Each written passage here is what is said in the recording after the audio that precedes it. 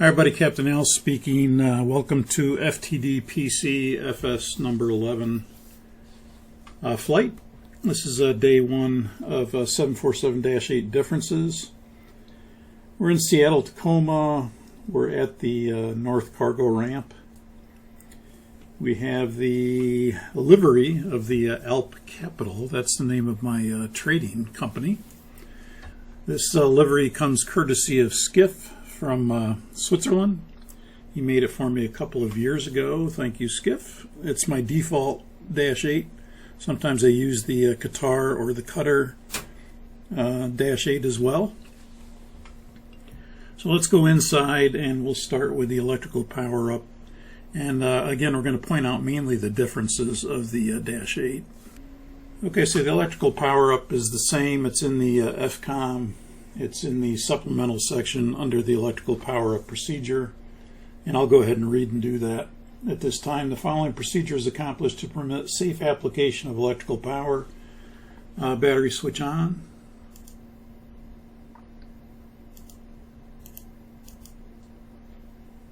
Verify the off light is extinguished. Standby power selector to auto. Hydraulic demand pump selectors all off. Windshield wiper selectors off.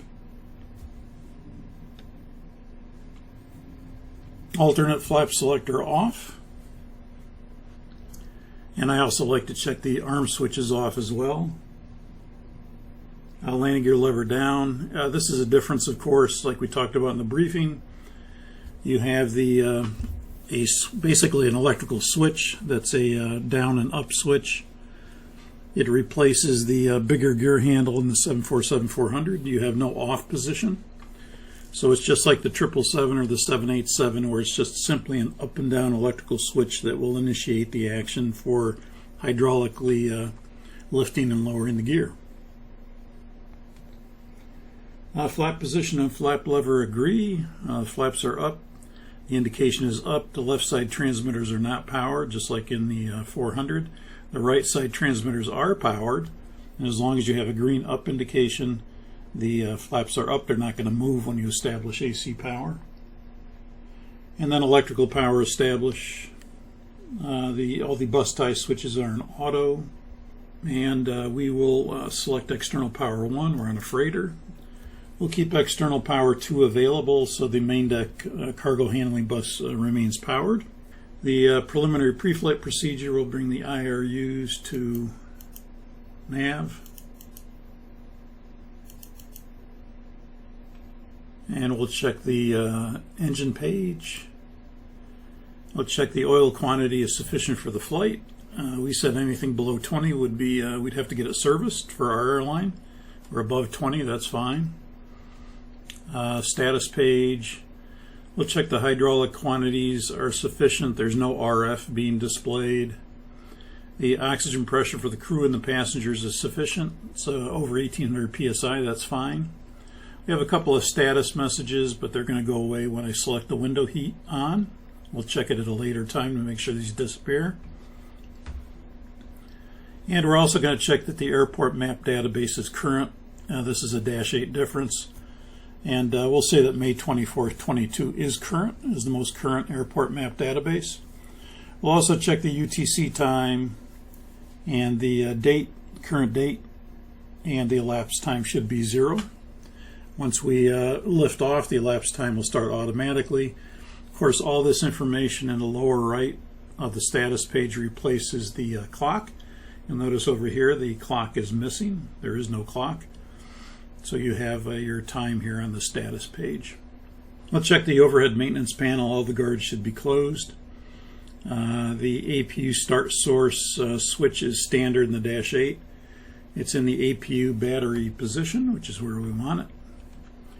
We'll also check the lower lobe aft cargo heat switch as desired. Right now it's in low, that's fine. This switch is a new switch in the -8. It replaces the aft cargo heat switch in the 400. The towing power switch is for maintenance use. We'll check that it's off. And this is standard on the -8. It was optional in the 400, newer models of the 400. The EMU maintenance power switch is new for the Dash 8. The SSB open light is extinguished because we're on the freighter. We only have one power source, so the SSB is closed. And so in this case we should see no lights on the overhead maintenance panel. The window heat anti-fog power switches here are new to the Dash 8. And these guarded closed would be in the normal position. And the normal position allows power to be applied to those windows. And everything over here is pretty much standard. The cockpit voice recorder, the squibs, the IRS on battery light, and the EEC maintenance power switches are all normal as they would be on the 400. So the only ones you really have that are new would be this lower lobe aft cargo heat switch, and you have these window heat anti-fog power switches. Again, the rest of them, the APU start source, the towing power, they can be on the 400 as well, depending on your airplane configuration on the 400. And of course this switch is unique, probably the Dash 8. I don't remember seeing this on a 400, but they may have it on a 400. We could check the crew overhead hatch.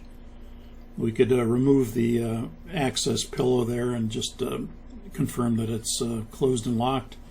And then the cushion would go back up there to prevent any kind of noise. It's for noise protection primarily on the flight deck. If we come down here a little bit, you'll notice there is a little accordion type door down here. And this is for the emergency equipment that's within this compartment. You can lift it from bottom to top, and then within it would be the PBE, protective breathing equipment, the halon extinguisher, crash axe. The washer fluid would be located behind the captain's seat, and it would be down in this area just a little bit after the observer's seat here. There's a little spring-loaded door that you can't see here that would open up and display the inside would be the container for the washer fluid. We can check the P6 circuit breaker panel. We could check the P7 circuit breaker panel. Notice there is no smoke vent handle. That would normally be right here. It's gone because the overhead port, the celestial port on the classic 747, and then the smoke vent port on the Dash 400, on the Dash 8, we no longer have that port. So there's no longer any smoke vent handle. You could say check the escape reels as well to make sure they're stowed and we have the proper number on board. And of course you can check any particular emergency equipment that you have on the airplane, like flashlights or life vests, and whatever your particular airplane has, you're going to be checking it, and that would be listed in your manual, in your FCON for that particular airplane. Now you'll notice we do have an EFB on board. We're not going to talk about the electronic flight bag today. I may do a section on that extra within the Discord on the EFB. You'll notice we also have an oxygen mask that we did not have in the 747-400 with the using the PSX, but we do have that in the PMDG model. Now let's go to the FMS CDU and we'll start the CDU pre-flight. FMC, we're checking the ident page, no different. It's a Dash 8 GENX engines. We've got the current active NAD databases May 18th to June 15th. That's good. Position initialization page. We'll go ahead and put our reference airport in, which today is Seattle-Tacoma.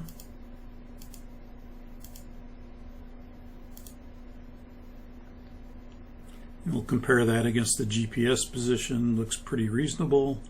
We'll use the GPS position. That's the most accurate. We can check the UTC time again.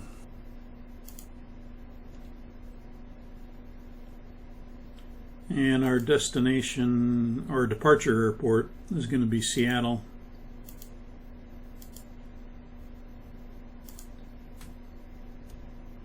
And our destination is Moses Lake.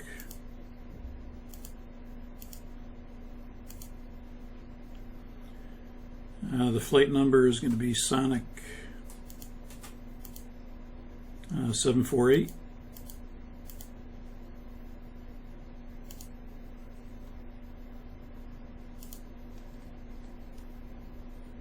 And our route of flight via our flight plan is Seattle, Victor 23 Battleground,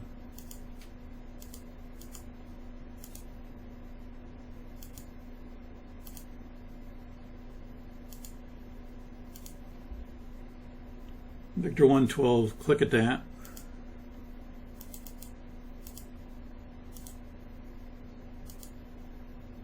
Lima Tango Juliet.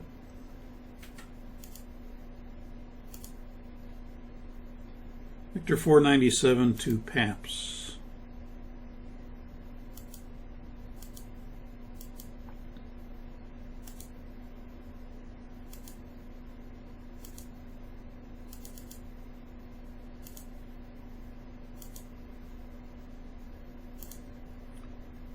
Departure will be from Seattle, be runway 16 left.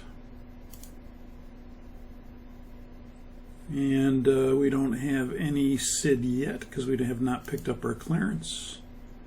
So we got direct Seattle, Victor 23 Battleground, Victor 112, click at that, Victor 497 PAPS. You'll notice we put in Seattle first along with the route, and then we went back and selected depart and selected the runway 16 left. This should stay dashes. It should not be direct. That's a PMDG problem or error that they never seem to want to fix. We could step through the route if we want to.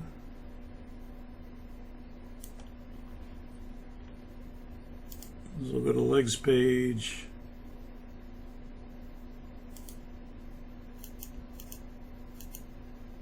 We'll go to the plan mode. And bring up our range a little bit.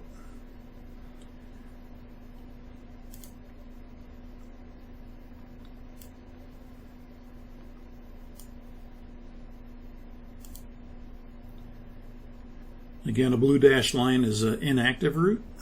So we have Seattle to McKean. Again, we'd be checking our courses and distances against the flight plan.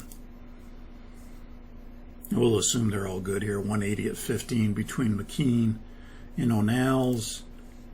180 at 13 miles between O'Neill's and Malay. And again, we'd be checking our flight plan against that.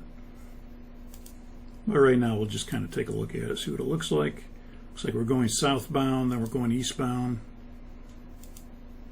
Kirby to click at that, and then we head northeastbound. And then the last waypoint is PAPS.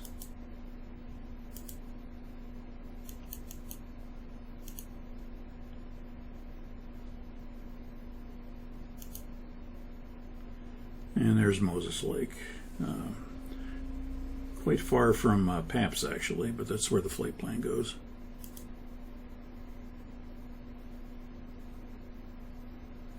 Go ahead and activate that and execute it. We can check the progress page, and again, we check the mileage against our flight plan to make sure that's reasonable. It doesn't have to be exact, but it should be reasonable when you check it against your flight plan.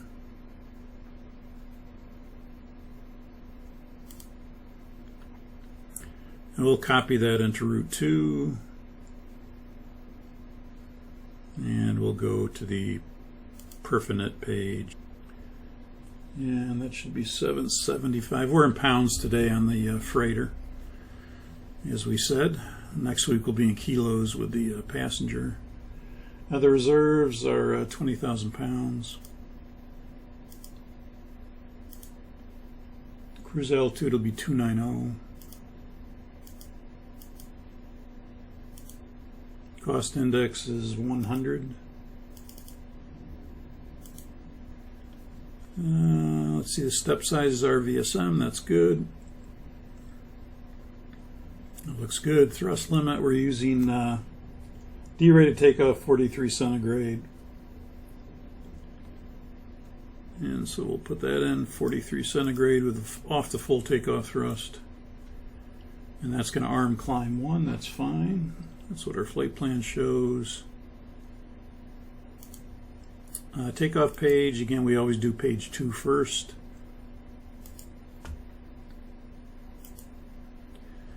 And the wind is, on the ATIS is 140 at 10 knots.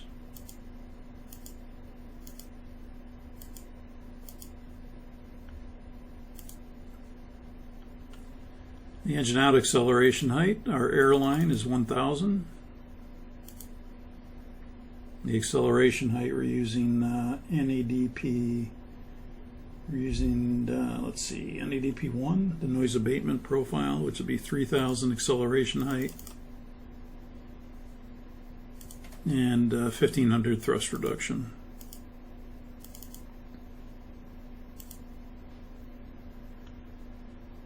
Looks good for that. We'll go back to page 1, flaps 10 takeoff. And the CG is going to be, looks like 25.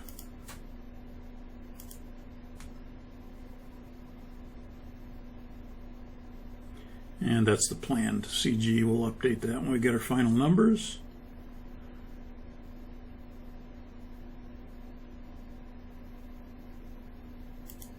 So that should be good for now. Let's go back up to the overhead and we'll point out some of the differences. EEC switches, normal, IRS is nav.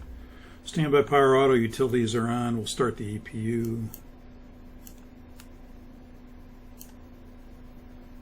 Battery switch on. We have external one on, 2 available. Auto, generator controls are good. Drive, no differences here. This is all the same as the 400.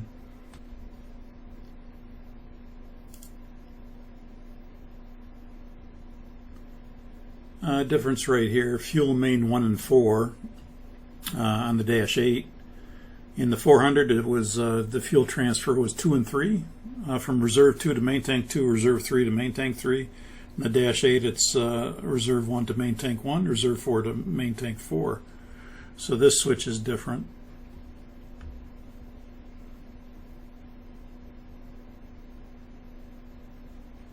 Of course this panel is different.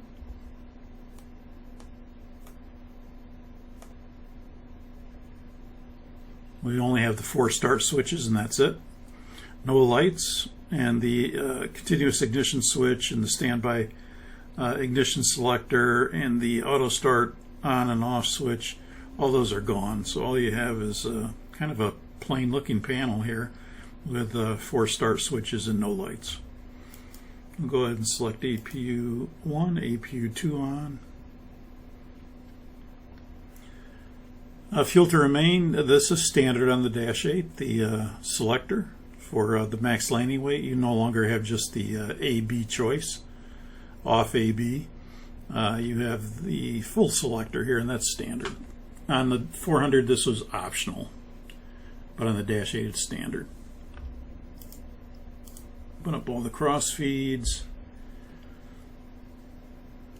No different.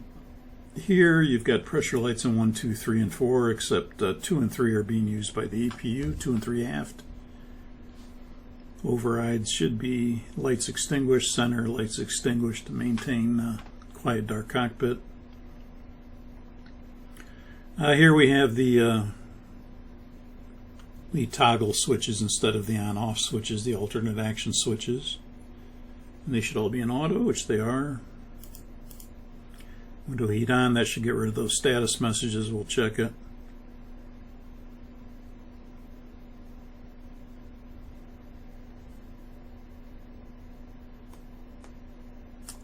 To the top of the overhead panel, you can see that the reserve 1 and 4 switch here that's guarded closed and puts it in the auto position. This is a new switch. The ram air turbine switch is a new switch. And the center air data switch is a new switch, as we discussed in the briefing. So all these 3 are newer switches of the Dash 8.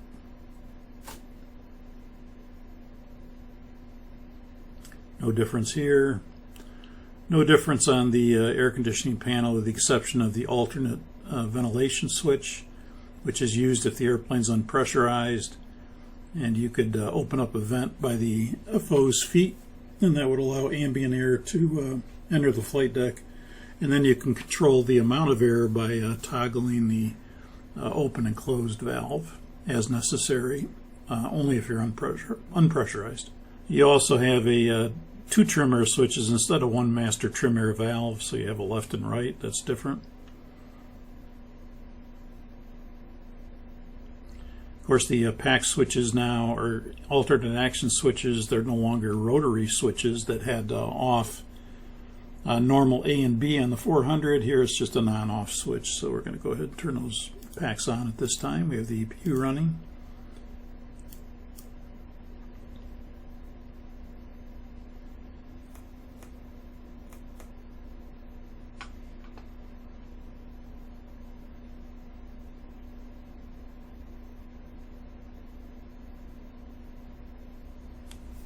No differences there. And we'll bring the right flight director switch on. The ICAS display select panel, we do have some differences there in the sense that you have the 3 MFD switches left, the lower center, and the left inboard. So depending which one's selected, the light bar above it will be illuminated. So if you wanted the left inboard display unit for the captain is the MFD, you could select it. And then whatever I select here is going to show up here. So if I, for example, go to the hydraulic synoptic, it's going to show up on the left inboard because that's the selected MFD. If you want to revert that, and you'll notice if I go back to the lower here, that stays, the hydraulic synoptic stays. So if you happen to go left and you go, let's say, gear synoptic, and then I go back to the lower here and I've got this here, but I want it to come back to the ND. All you have to do is go to ND and back to MFD. We always want this on MFD, but if you go to nav, it'll put that in the nav mode and then go back to MFD. Right now it's on the lower center, so whatever I select here, anything up here is going to show up down here. For all these buttons, basically. We'll check the EFIS control panel. We'll go with airport selected on. If we want the airport map display at this point to show, we could go to any range that is 5 miles or less. So if I bring up the ND,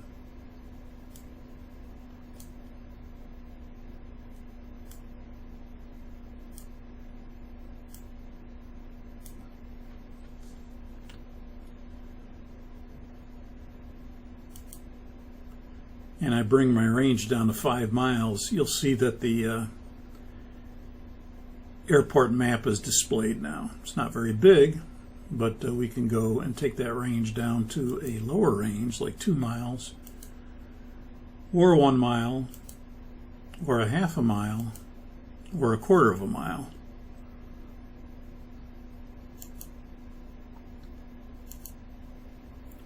And so you can see that we're pretty much right at the end of the runway here, and very close to runway 16 left as we come out of this cargo ramp.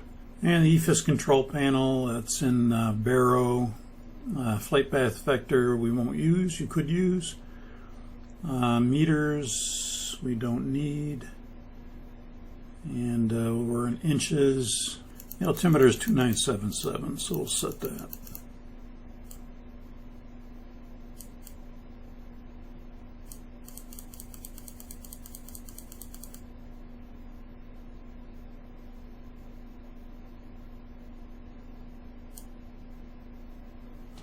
Let's check the oxygen panel. This is something we could not do in Aerowinks. So we have the stowage box, which is the container for the oxygen mask and the harness. And normally we're checking that the left and right doors are closed. The normal 100% switch should be in the 100% position, which is pushed down. This is one thing you do not have control in PMDG. You can't make it go to normal. It just has one position, and that's 100%, and that's fine. That's where it should be. You also have the reset test lever, and you have the oxygen flow indicator, and you have the emergency push button red switch below the harness itself in the mask. And when we do the oxygen check, we normally would, the Boeing check is to hold the reset test lever down once, and you'll see the yellow cross indicating momentary oxygen is flowing. And then the second part of the test is to hold the reset test lever down, and at the same time with your other finger, push the emergency oxygen switch, push it in and hold it.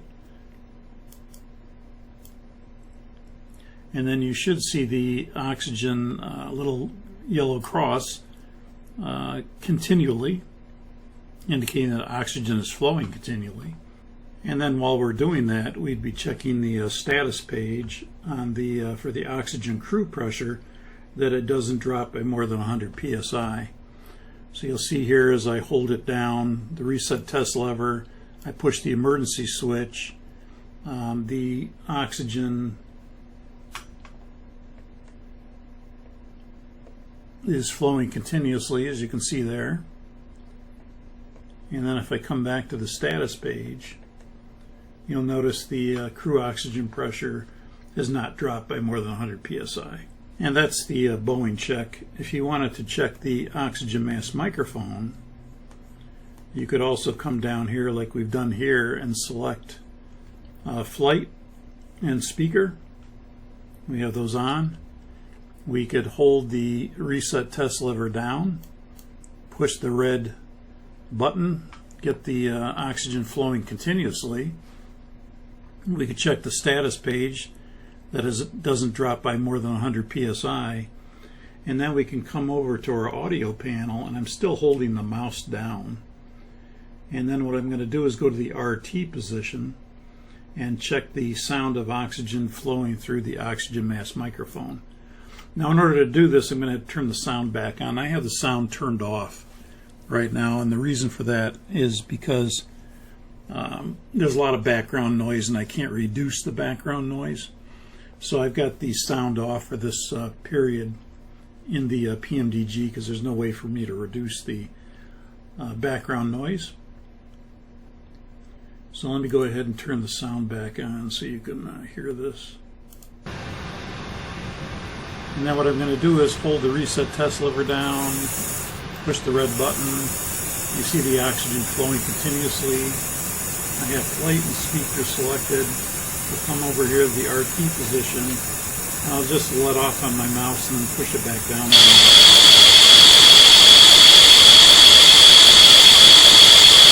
And that's the sound of oxygen flowing through the oxygen mask microphone and through the speaker.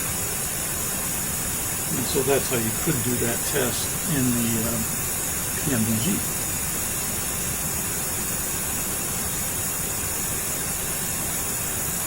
I'm going to go ahead and turn that sound off again, because it'll be a little bit too loud when we do the flight.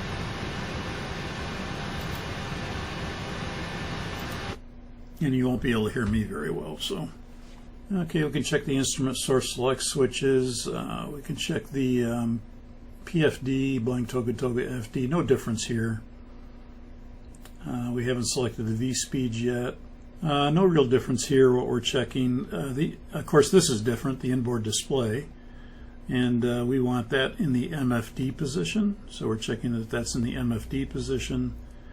The ND is the same. What we're checking is the same, except that the range, you'll notice again there's no range up here on the EFIS control panel. The range is down here on the navigation display.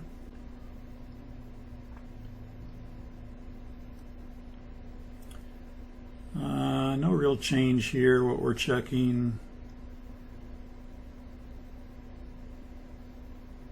The only change here, like we talked about, is the gear handle, and the auto brakes are here, and that is a standard position to have the auto brakes in the Dash 8 in this position. So they're not over here, and they're not behind on the center aisle stand, all the way in the aft position. So this is a standard position to have it here on the Dash 8.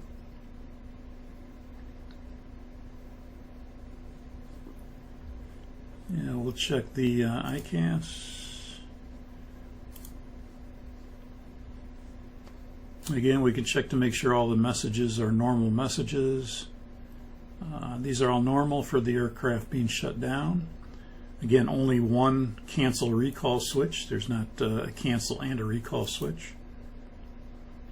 These are normal messages to have with the fuel system. I won't go into what they mean, but they're a little bit differently displayed than what we had in the 400.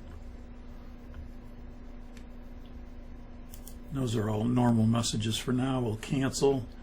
We're checking to make sure that everything's here again. There's nothing missing.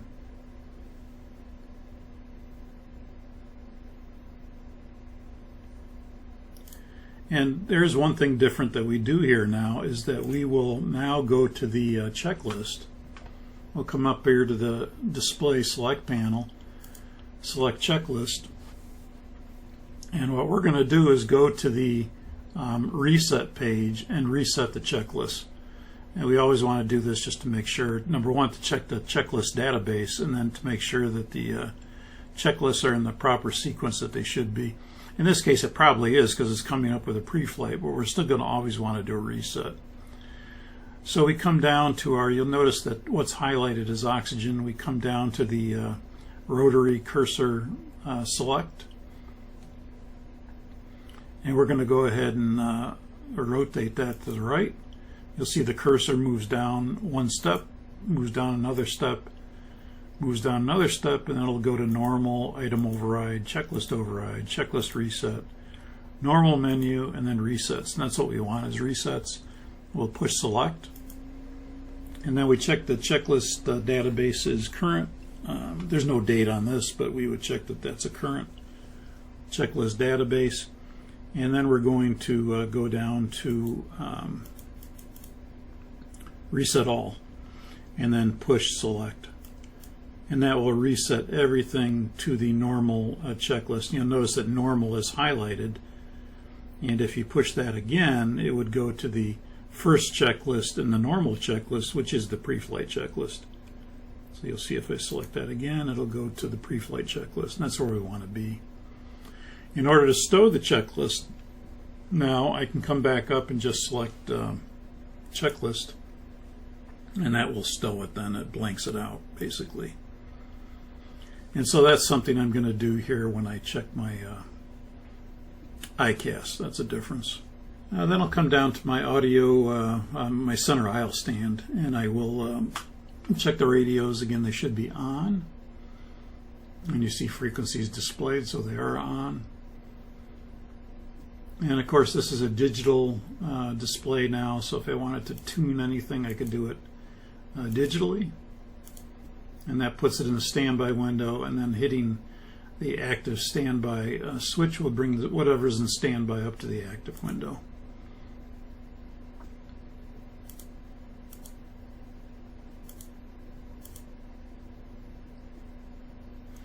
Left VHF is selected. You'll notice if we go to the center VHF or the right VHF, you're going to get the offside tuning indicator light. Looks a little bit different. It's a square instead of a little round light. If you go to left, all the offside indicator lights go out. And again, everything could be selected basically digital here.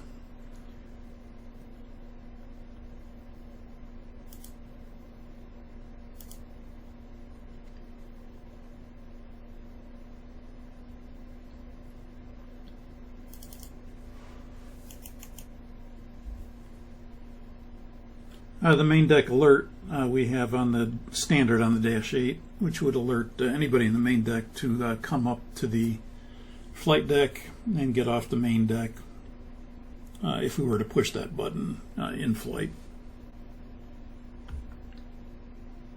I'll assume this panel is set okay at the weather turbulence.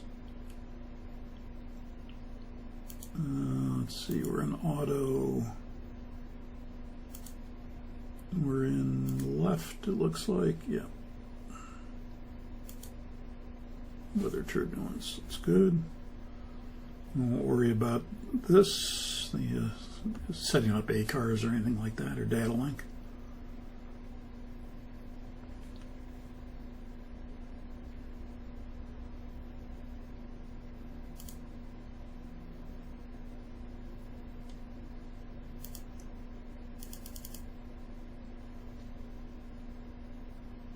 And that completes the first officer's setup. And the captain's setup, again, we're in Barrow. No difference there. See, we've got the altimeter set, we're in inches. We have airport selected. The range we can bring down.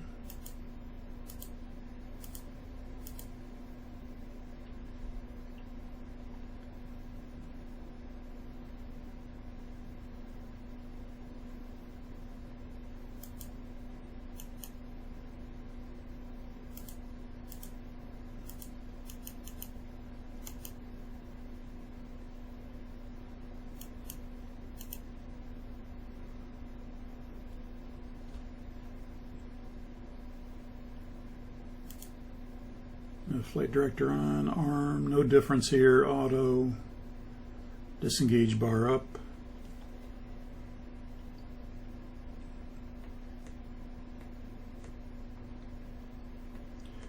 And again, we go down and check the oxygen. We're not going to do that. Check the oxygen, foot and shoulder heaters. All the instrument source select switches are in the 12 o'clock position, no difference there. Again, it looks a little bare here without an RMI or the clock. Blink Toga Toga FD, no difference. 8 degrees pitch up, wings level, 30 knots park, ground speed 0. This is all the same stuff we check. Altimeter 2977. It's a little bit below the reference here, but that's normal in Seattle when we're sitting here at the gate. The runway elevation's at a different level.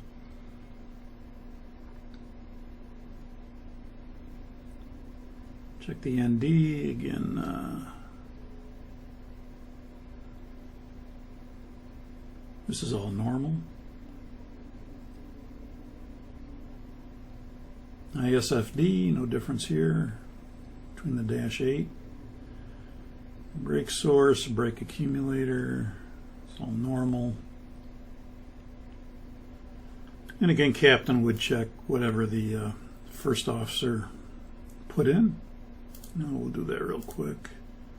Ident, or whatever the pilot flying. We'll assume the first officer was the did the CDU pre-flight, and the captain's checking it.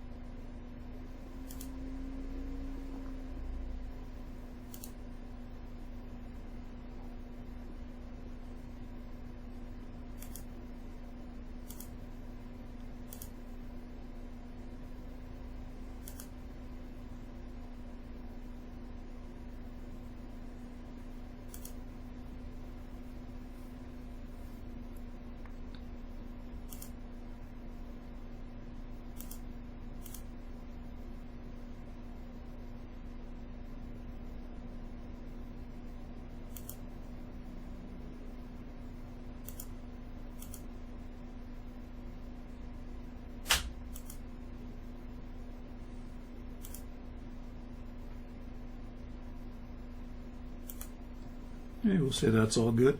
One difference here I didn't point out in the ND is, again, that you do have the lateral deviation below your airplane symbol, and you have the RNP and the ANP here. So in the 400, just like I did in the CDU, you used to have to go to position page 2 to check the RNP and the ANP, but you can see it right here on the ND now. So that is a difference.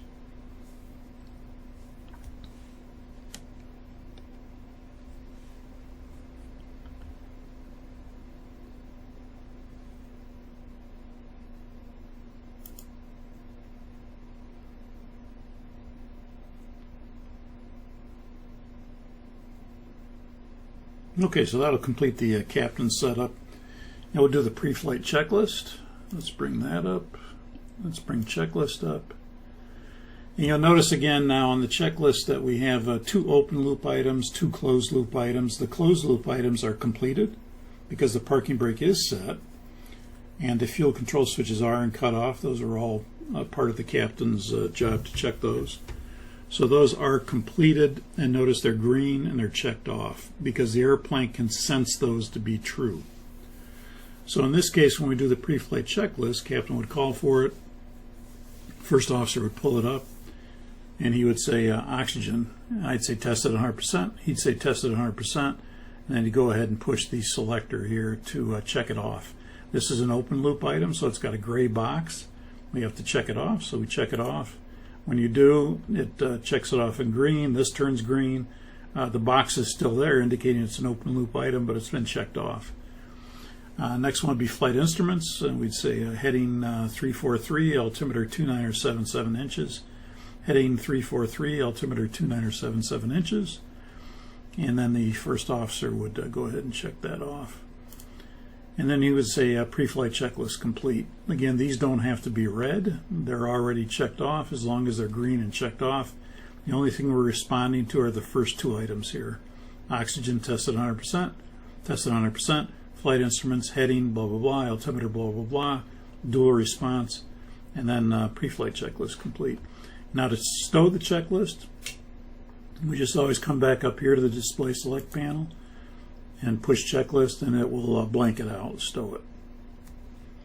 Okay, so we'll say we have the ATIS information, and just to go over that again, we'll say 140, 10 knots. It's, I think, what I have set in. 3 statute miles, light rain, broken skies at 3,000. The temperature is 2 Celsius, dew points 1, altimeter 2977. Departing runway 16 left, we'll call it Alpha. We pick up our clearance. We're cleared to Moses Lake via the Suma 7 departure Suma flight plan route. Climb maintain 9,000, expect 29010 after. Seattle departure 119.2 and squawk 4744. So let's go to the CDU, and we'll put in the departure. Since we got a clearance that has a departure, we have a 16 left. That's the departure runway.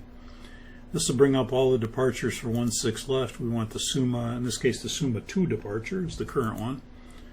No transitions. He didn't give us any transitions, so we'll just execute that. And from Suma, we'll probably expect to go to, let's see, that normally would have been part of the clearance. So it'd be Suma 7 to Suma after Suma direct Kuga flight plan route. I think we said that in the briefing, but the clearance doesn't have it on our little flight plan sheet.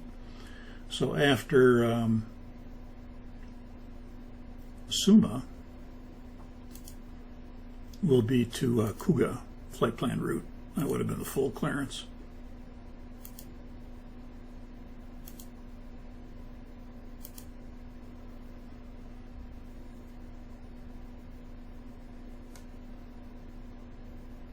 So we have a 164 track until passing 840 feet, then a 163 to Nevo, 131 heading to intercept a 146 to Suma, and then direct Kuga. And we'll say that checks with the SID. If we were to look at the SID, we don't look at it, but it's the SID does say for 16 left to climb on a heading of 164, and the Seattle radial 161 to Neho, then left turn, heading 131 to intercept the Seattle 146 to Suma. And then from Suma on assigned transition, maintain ATC assigned altitude. And the assigned altitude is going to be 9,000. Now we'll go down here and set our departure frequency. It'll be 119.2. We'll set that in the center, just as a reference primarily. And the transponder code was 4744.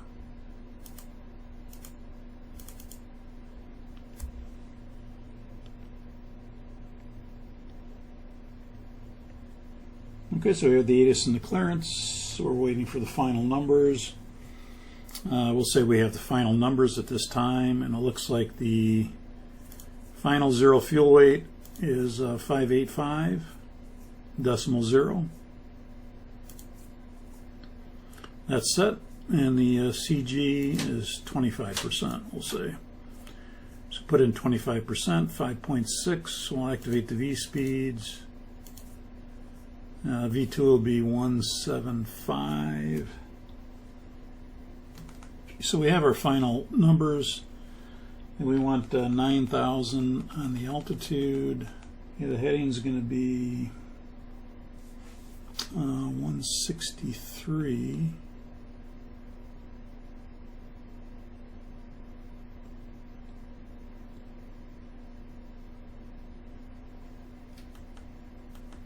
Heading is going to be 163, and the speed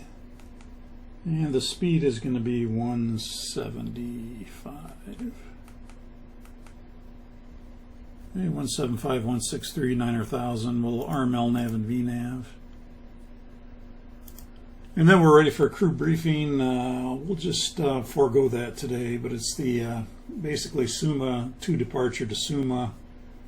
Direct Kuga flight plan route off runway 16 left. There'll be a D-rated takeoff, 43 centigrade, flap 10 takeoff. That'll become the ramp here, the north cargo ramp, short taxi to runway 16 left via Alpha and Charlie. And then we'll be going to the east, minimum sector 6400 to the east. We'll say emergency actions are all standard, so emergency actions below 80 knots, above 80 knots. Past V1, airborne, we'll talk about all that. We don't need to dump fuel if we need to return. If we need to return, we'll return to Seattle. And we'll say that we've discussed our CRM considerations, any threat considerations for the departure. And we'll say that that briefing is complete. There's no questions. We'll check our doors, see if we're ready to go. Got a couple of them open, so we'll go ahead and close those.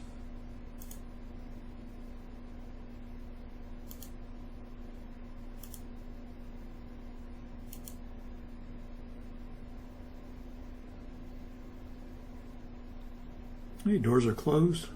And ground from flight deck. Yes, sir, go ahead. You can remove external power now.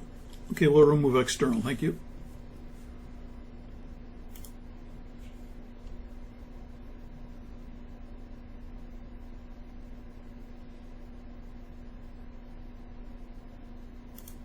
Seattle clearance delivery, it's Sonic 748 Heavy.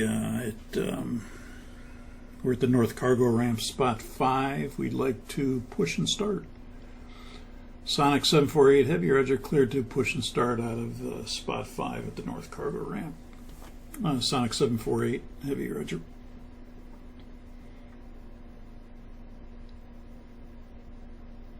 Okay, before start procedure. Before start procedure.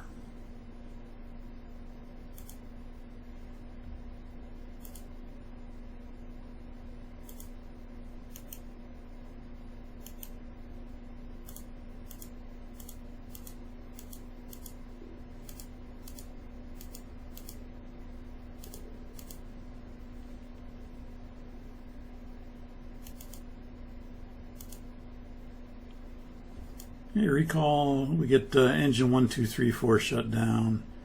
Those are all normal messages. TCAS off, that is on, that's okay in this airplane. We get that. And cancel those messages.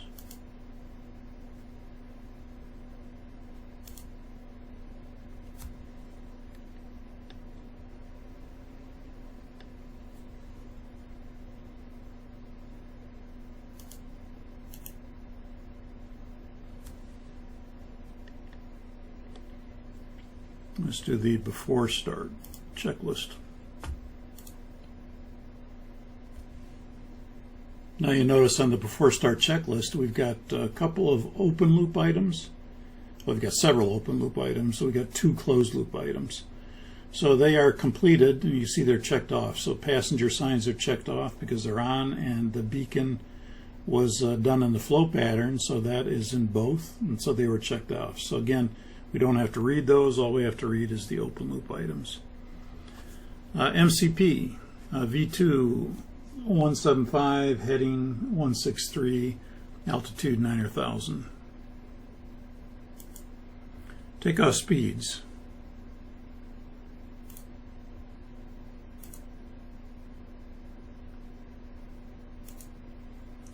V1 148, VR 160, V2 175. CDU pre-flight completed. Trim 5.6 units, 0 and 0. A taxi and takeoff briefing completed. Before start checklist complete.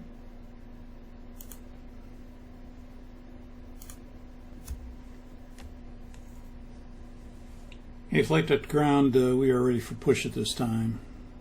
Roger, you can release your brake and we'll begin push. Thank you, brake released. Beginning push. And just verify the nose gear steering is locked out. Nose gear steering is locked out and we're beginning push. Thank you.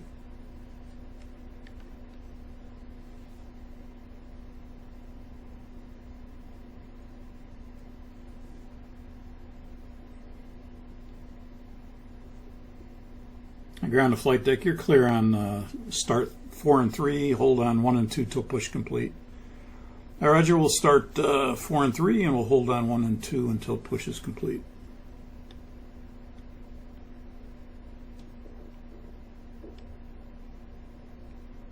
Okay, let's start 4 and 3.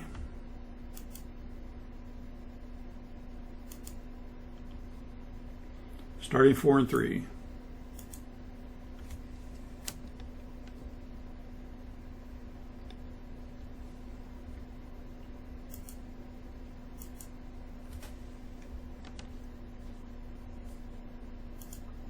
Of course, now you'll notice here that when we do start, auto start will be displayed above the N2. Notice again there is no light indication on the start switches because there are no lights in the start switches. As the engine accelerates, you get fuel flow, we get light off. And notice that we have those little green tick marks on the N2 indication, which are right here. Those are the idle target indicator, ITI, idle target indicator. And that's where the engine can sustain idle. So once we reach those green tick marks, auto start will change to running. And then running will be displayed for about 30 seconds. And then after 30 seconds, running will disappear. So as it approaches those green tick marks, the engine can sustain itself. Auto start goes away. Running replaces auto start.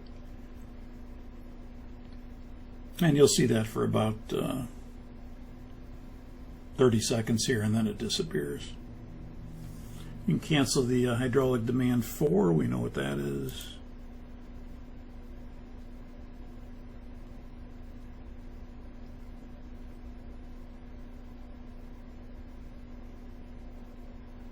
And you can see the running disappears now.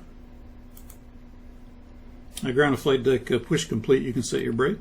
Thank you. Parking brake set. And you're clear on 2 and 1. Clear to start 2 and 1. Thank you. Start 2 and 1. Starting 2 and 1.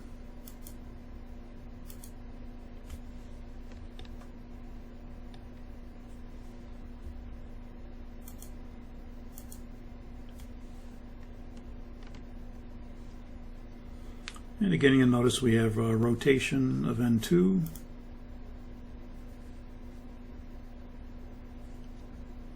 We have oil pressure. We have N1.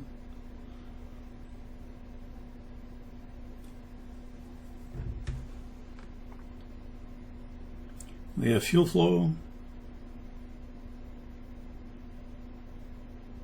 And we have light off. The engines do start slower than the engines on the 400, so they are slower starting engines. Again, as we approach the idle target indicator, that's where the engine can sustain itself at idle. So auto start will change to running at that point.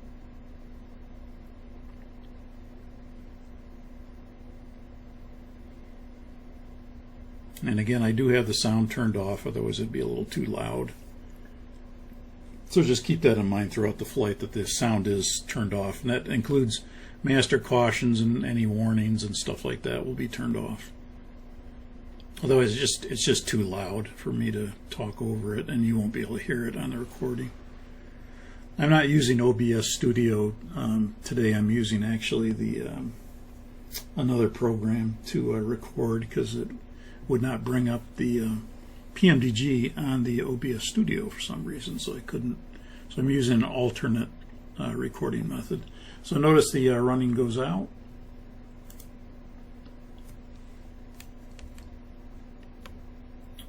Before taxi procedure.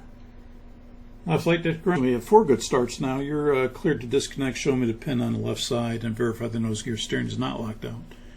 Yes, sir. Clear disconnect. Pin removed. Wave off will be on the left. Nose gear steering is not locked out. And we'll see you next time. Have a good flight. So long. So long.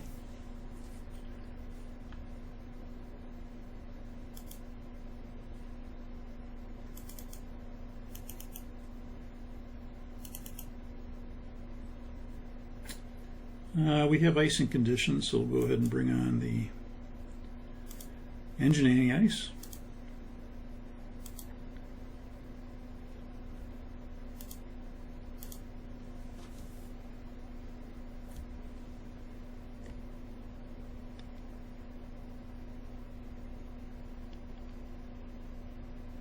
Flaps 10.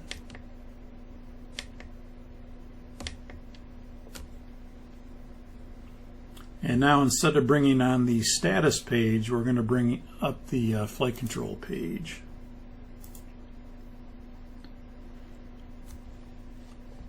So again, now you can see that we have a different representation than we had on the status page. And you'll notice as the flaps reach the takeoff position, the ailerons will droop. And again, that does help with noise reduction and increases performance as well. So I'll wait till the flaps get there just to show that.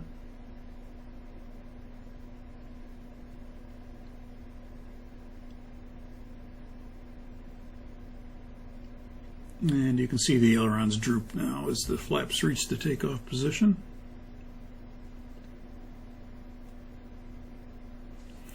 They're kind of bouncing back and forth here, but normally these two, the outboards, they would go to the droop position and stay there. I don't know why they're bouncing around so much, but they, let me see my control column. It doesn't really affect them, but they're bouncing around a little bit. They normally don't bounce around like that. So now as we do a flight control check, I can't really show you the full droop here because it doesn't work on the PMDG. But when I go to the right, so I'm going to go to the right at this time, you can see here we see 2 up and 2 down fully. And that would occur if the flaps were still up or in transit. But if the flaps have already reached the takeoff position like they have, from right to left you would see full on the right outboard. You would see a slight droop on the, or you see a droop on the right inboard aileron.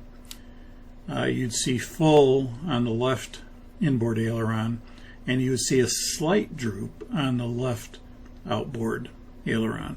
I can't show you that because it doesn't work here. You can see we do have a spoiler displacement now indicator that shows where the spoilers are.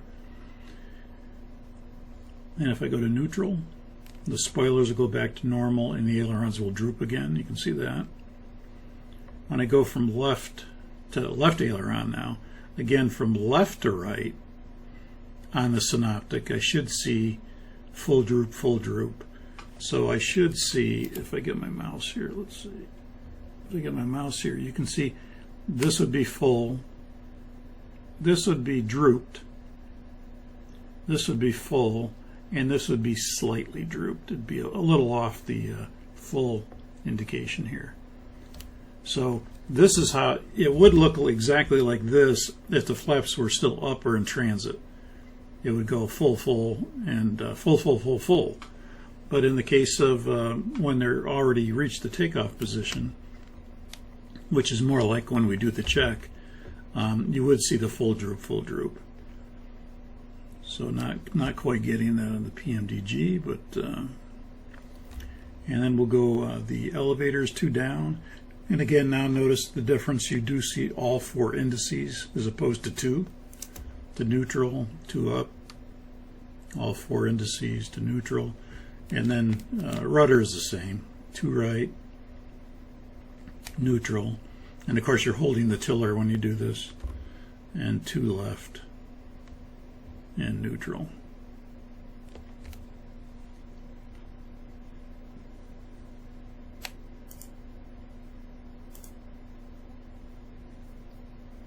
And then we'll push recall. TCAS off, that's again normal to get that in the Dash 8. We didn't have that in the 400. I don't know if all Dash 8s have it where you get the TCAS off, or whether it's an option, or in some cases this message may be gone. I don't know about the Dash 8, to tell you the truth, in practice, because I haven't flown the Dash 8. So in the 400 normally you don't get that message when you do a recall, even though the TCAS is off, but here you do. And when we go RATA, that message would disappear along with the ND messages going away as well. So we'll cancel that. And we'll do the before taxi checklist.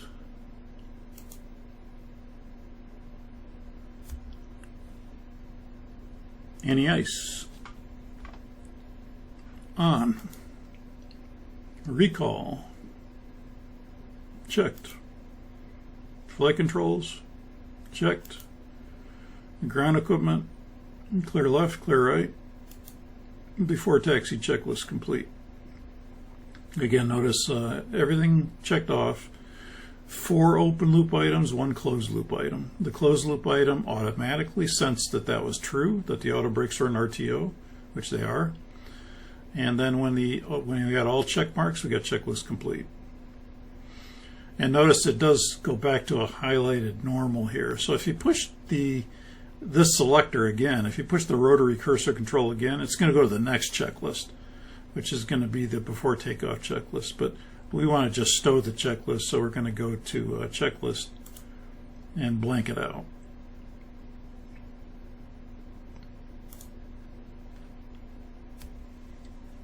Okay, and he gave me a wave off, and we're clear left, clear right. Let's get the taxi clearance. Seattle ground, it's Boeing 748 Heavy. We're at spot 5 at the North Cargo Ramp taxi. Sonic 748 Heavy, roger, taxi to runway 16 left via Alpha and Charlie. The wind is 140, 10 knots, and the altimeter 2977. Sonic 748 Heavy, roger, runway 16 left via Alpha Charlie. Okay, taxi light on.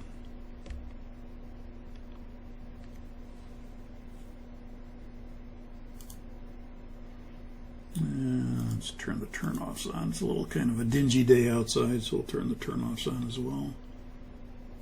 Now what I'll do on the, what I normally do is, this is just me,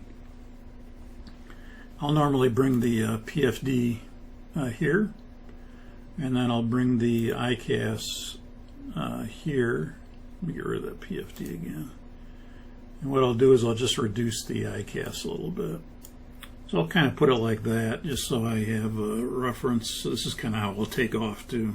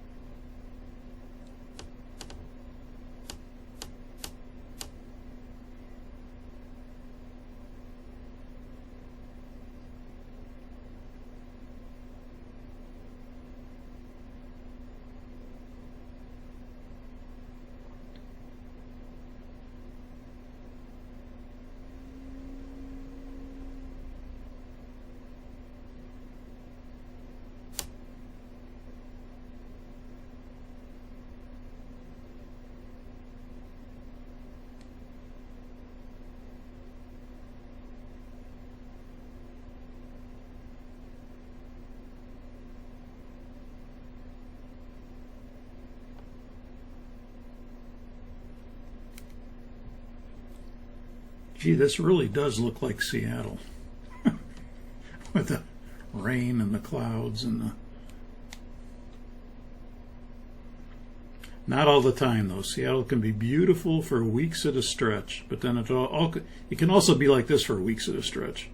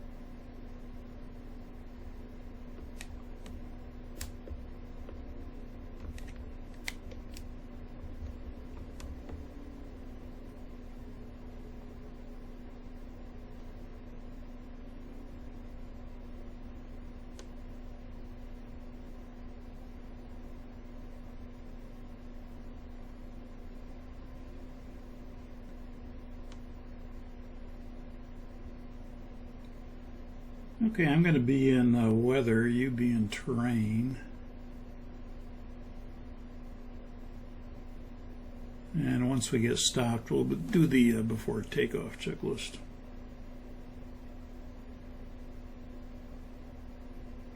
No changes to the briefing. Suma departure to Suma, we're maintaining 9 or 1,000, expecting 290 and 10.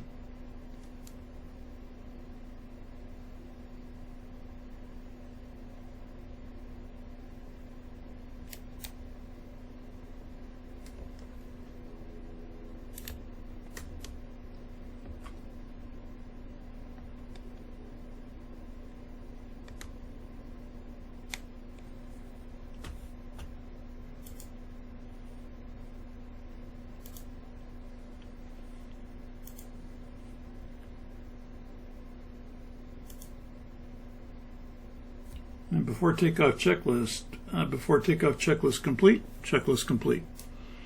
So this is how this is run. When you bring up the before takeoff checklist, it's already done.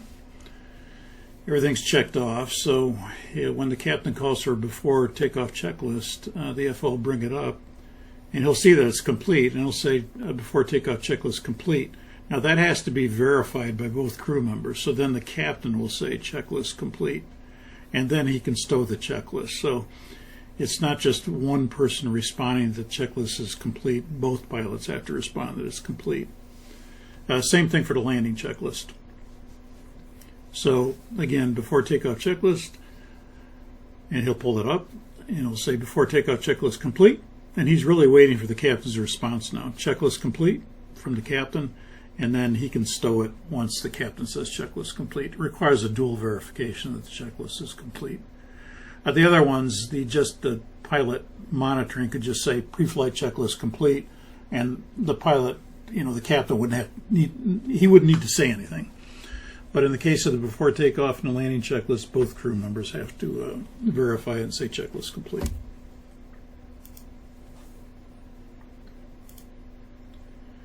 Okay, you can tell them we're ready to go. Tell them we'll need 30 seconds on the runway for engine run-up. Seattle Tower, it's Sonic 748 Heavy. We're ready for departure, runway 16 left. Sonic 74 Heavy, you ready? Line up and wait, runway 16 left. Line up and wait, 16 left. Sonic 748 Heavy. And again, you can see the representation of the, a little bit hard to see here, but when you make it bigger, you can see it pretty good. You can see that the taxiways are labeled and the runways are labeled, and you see the whole short positions. And so if you bring it down to a low range, like in this case we're in the quarter-mile range, you can see a pretty graphical representation of the runways, taxiways, etc.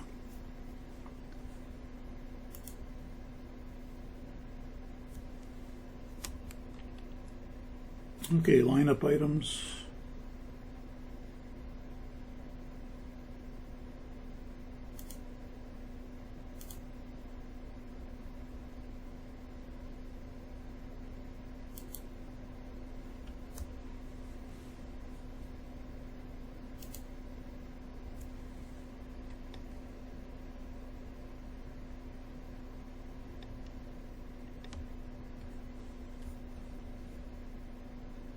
Now you'll notice one thing here, when you go from transponder to TARA, in many of the other 400s you would just take the switch and go all the way to the right. In the Dash 8 you don't want to do that because you might go to altitude reporting off. That's the furthest right position. So you kind of have to be careful there. You just don't spin it to the right. What we want to do is go to TARA. It's a little hard to see here, but your transponder, then your TA only, and one more click, your TARA. And the last click would be altitude reporting off. Okay, I saw the signage for runway 16 left. Approach area is clear, clear left, clear right. Line up and wait.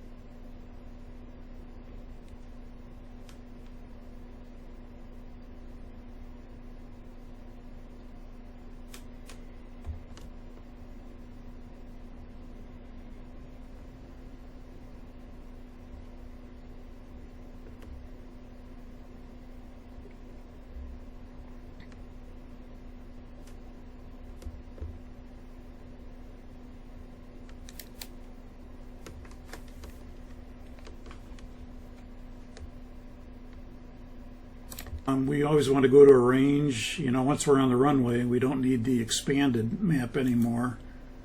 We're going to want to go out to a higher range so we can see the active waypoint at least. That's good for this.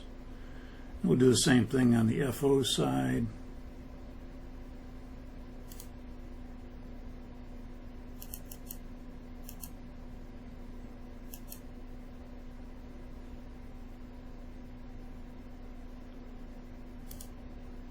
Okay, a couple things to notice before we take off is, again, you probably noticed it already, but on the ICAS, you have the EAI, engine anti-ice, instead of NAI, so that's a difference.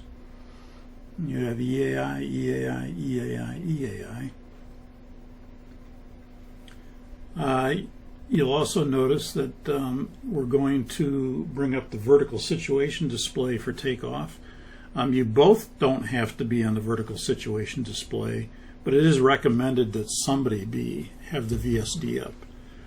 Now, you'll see, I've seen Boeing pilots, test pilots, that don't like the VSD and they don't use it. But it is recommended to use it. So I always point that out. I even point that out to them, and they just kind of blow it off. Like, we don't want to use it. So the VSD, when you read the flight crew training manual, they will say it's recommended to use. So to get that on the ND, I'll pull up the ND here.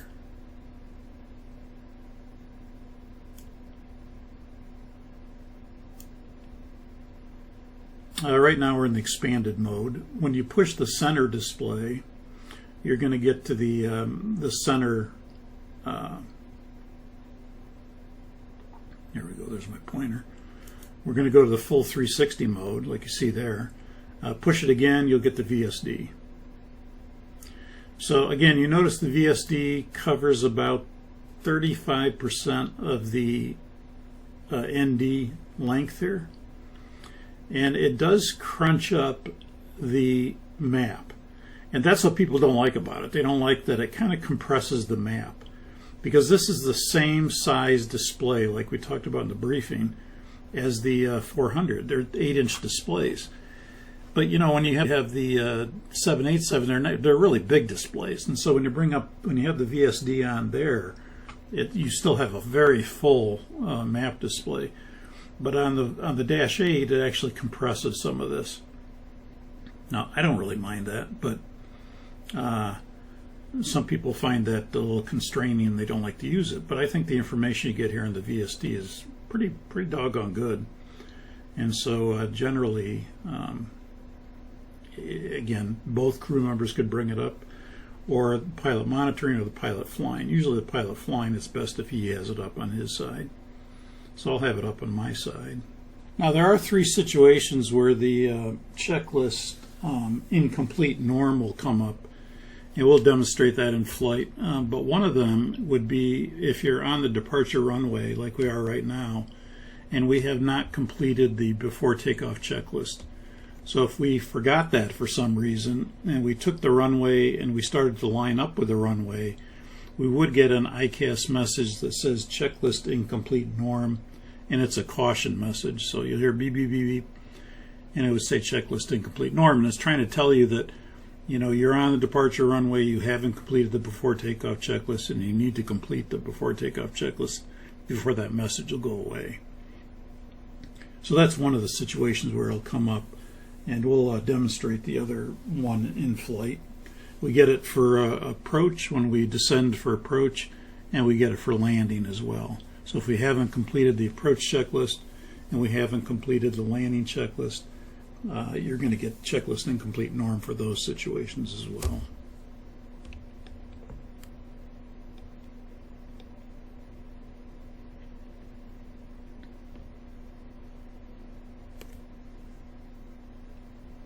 Boeing 748 Heavy, you're clear for takeoff, runway 16 left. After takeoff, you can fly the Suma 2 departure. Sonic 748 Heavy, Roger. We'll need position for static run-up. Sonic 748 Heavy, Roger. You can advise when rolling. You are clear for takeoff. Sonic 748 Heavy will advise when rolling. Your brakes released. Takeoff. Okay, so the engine run-up procedure is to set 40% N1 for 5 seconds, and then we would check the engine vibration. And if they're below 4 units, we're going to assume they are in this case, before the start of the takeoff roll, we're good. But if we get any kind of high engine vibration indication, then we may have to do a run-up to 55% N1. The normal N1 for takeoff that we set for stabilization is 45% N1. So it's unlike the 400 where it was 70% N1. Here it's 45% N1. So for the engine run up, we're going to hold the brakes here. We'll come up to 40% N1.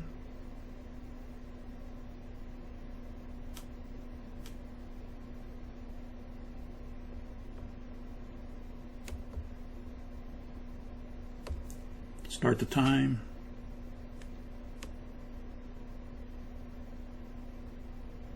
You can tell them we're rolling and the landing lights on.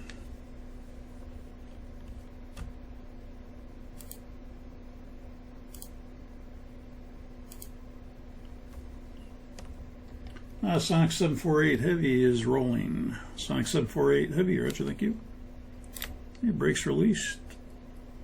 45%. Stabilized.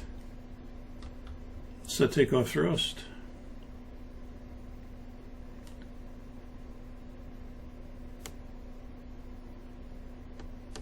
Takeoff thrust set.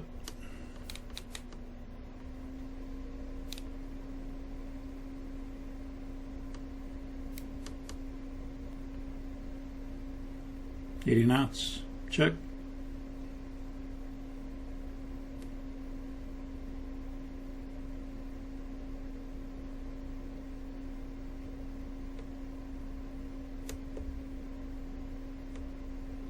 V1. Rotate.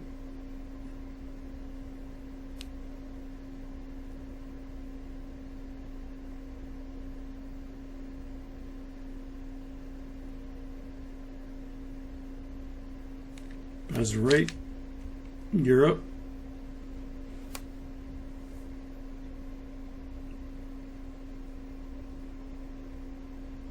LNAV.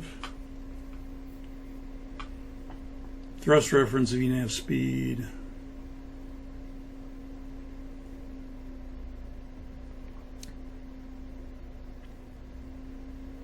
Fuel tank to engine message, we'll hold on that till we're a little bit more airborne.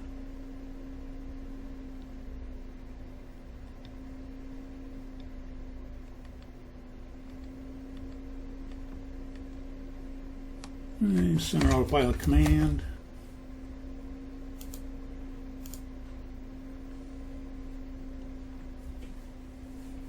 Hey, Sonic 748 Heavy, contact departure. Sonic 748 Heavy, good day.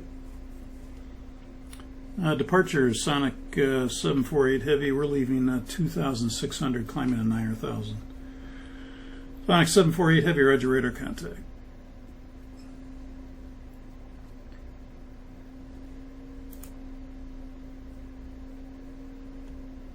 Yeah, I'm going to bring the ND up so we can see the vertical situation display a little bit.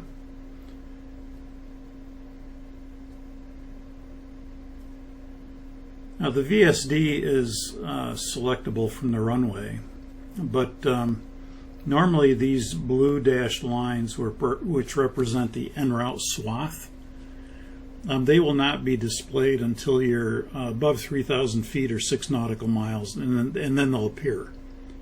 So you can see from the takeoff we've had them, but normally they would not be displayed until you're above 3,000 feet and 6 nautical miles from the runway. Let's go flaps 5. Speed checks flaps 5.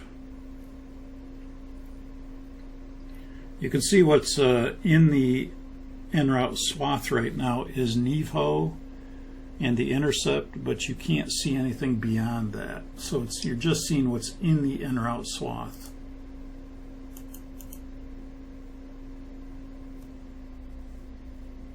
Flaps 1. Speed checks flaps 1.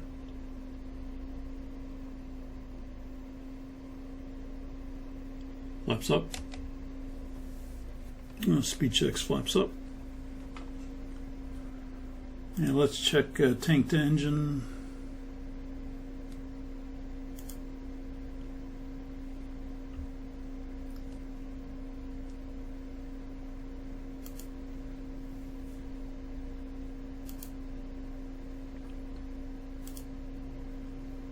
Okay, so now the logic is that we're going to check this a little bit differently than we did on the 400. So we're going to add reserve 1 to main tank 1 and reserve 4 to main tank 4 and compare it to main tank 2 and 3. So in this case, if you take 35.6 plus 10.3, we get 45.9, and the quantity in 2 is less than or equal to that. And here we've got 35.6, 10.3, again 45.9. The quantity in 3 is less than or equal to that, addition of those two. And so we are tank to engine. We're just making a kind of reasonableness check here that we can go tank to engine. So we'll go tank to engine upstairs.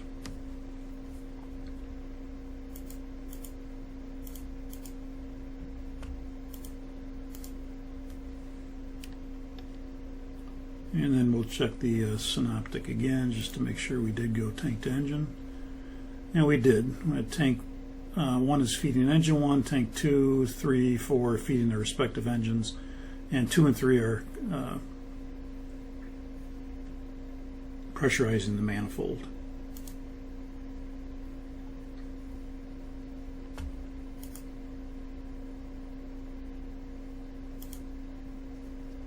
Yeah, let's do the after takeoff checklist.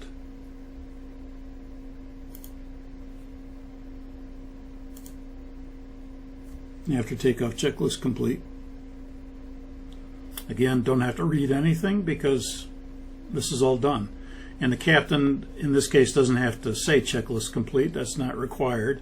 He's going to check it as well, but he doesn't have to say it. So the first officer would bring it up, and he would just say after takeoff checklist complete, and then stow the checklist.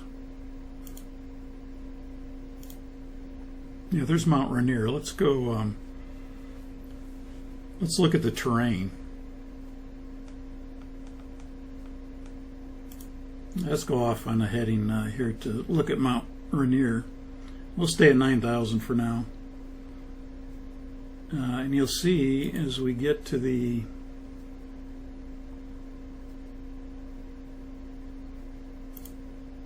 let's bring the VSD up over here.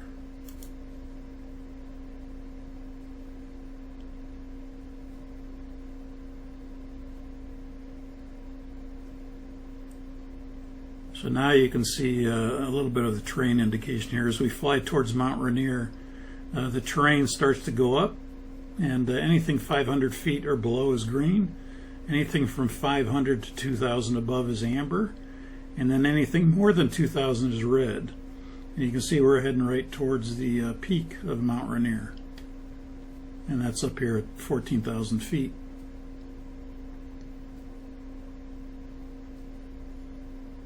So that gives you kind of a graphic representation of the terrain indication. Okay, let's turn away from that.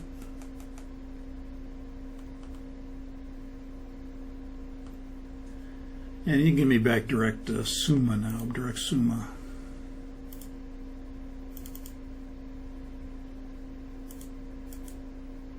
Here's direct SUMA. How do you like it? I like it. Execute. LNAV's available. LNAV's engaged. Sonic 748 Heavy, you can climb and maintain 15,000 now. Climb, maintain 15,000.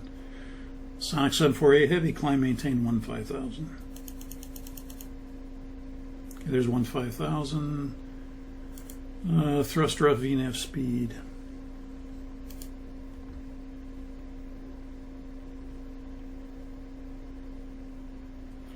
You notice on the VSD you can see the vertical flight path vector go up as the aircraft flight path changes.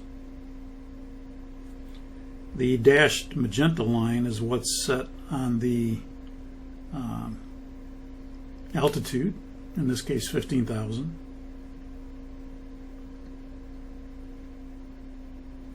The range to target speed dot is that little green dot that's coming down the straw. And that kind of references where you are in reference to your target speed. And right now our target speed is a function of the climb page, which we're accelerating to 337 now.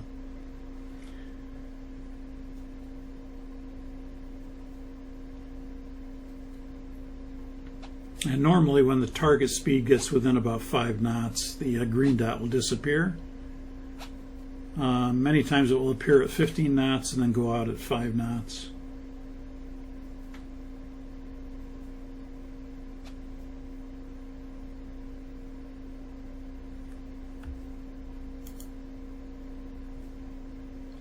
It looks like our target is what, 337? 337 is the target, so we'll see at about 332 maybe it'll disappear. I'll kind of check it here. It's right at the end of the straw now. You can see it there. There's 332 and it disappeared. So 5 knots prior it disappears. And now you're getting on target speed.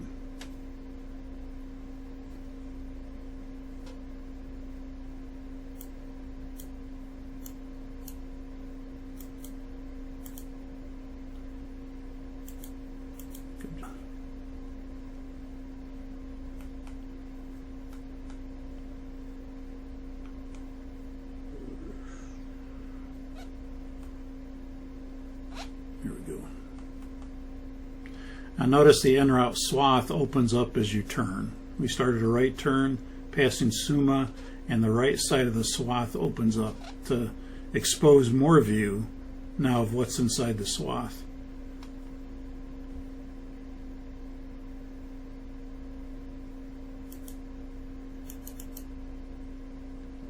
Now you'll notice as we bring the range up, now we can see we have Kuga and some of these waypoints, but once we continue the turn, some of these waypoints are going to disappear.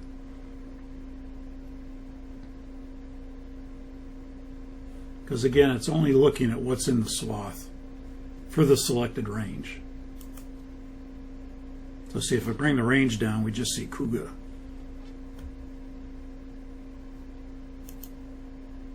If I bring the range up, yeah, I don't think that should be there.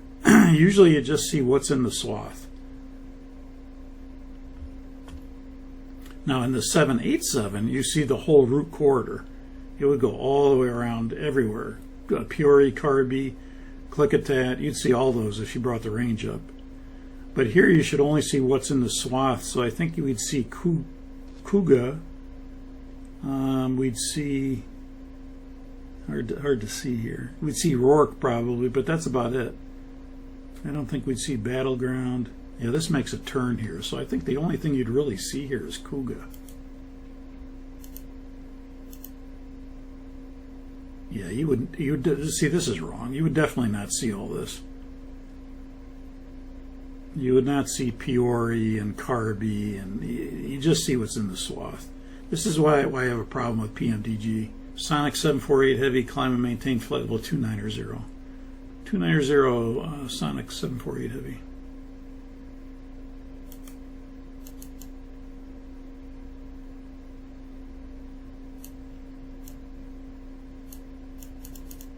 You 290. 290 checks. Thrust rough ENAV speed.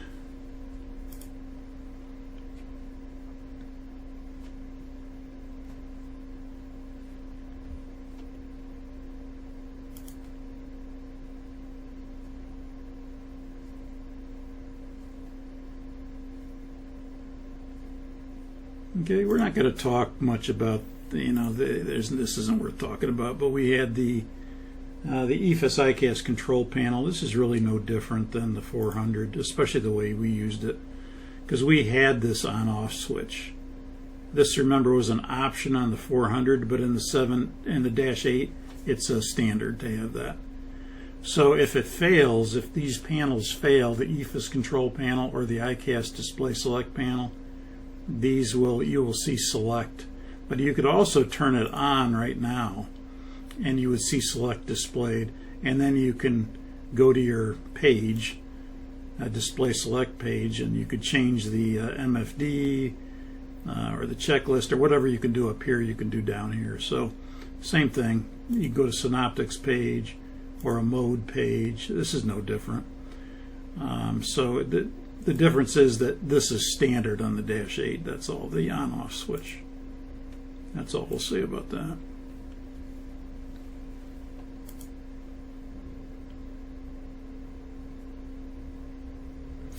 Transition altitude passing flight level 190 standard. Yes, so we'll execute that. Okay, so we have a beep, beep, beep, beep. Again, we have the sound off, so I'll cancel the caution. And you'll notice that on the ICAS, we're going to have electrical generator off 1. And notice the icon box next to it. It means there is a procedure for that particular ICAS message. If it did not have a box, it would be the same as the caret on the 400, which means there is no procedure for it. There would be a checklist item for it, but it would just have the condition, and there'd be no step 1, step 2, step 3, etc. So, but with the case of electrical generator off 1, there is a procedure, so we get the icon next to the ICAS message. Okay, so let's bring up the checklist for electrical generator off 1.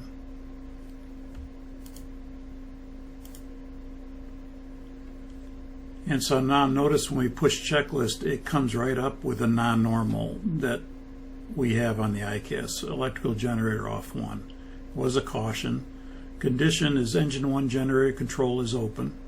Objective is to reset the generator. It's an open loop item, so we need to check it off. And it says attempt only, there's the caution, the big exclamation point, warning. Attempt only 1 reset per flight. Generator control switch off, then on. Generator control switch off, then on. Okay, and then we can check that off.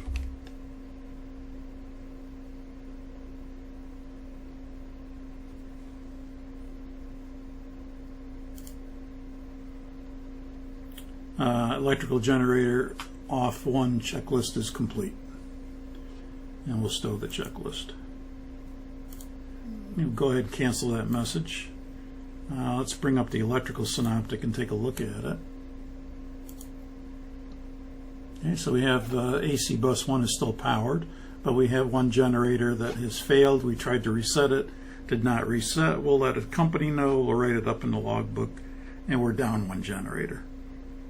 Not enough to make us divert anywhere because we have 3 operating generators, and we have multiple redundancy here. Now again, notice here Peoria and Carby are in the VSD. They would not be shown right now. Now once we're starting to turn here, now as Peoria comes into the en route swath, then you would see that. You wouldn't see Carby yet, but as soon as Carby comes into the en route swath, then you would see Carby. See, so this is not quite right, but we'll live with it. Okay, what we're going to do is we'll just hold our position here, present position, with right turns. That's good. We'll just hold right here.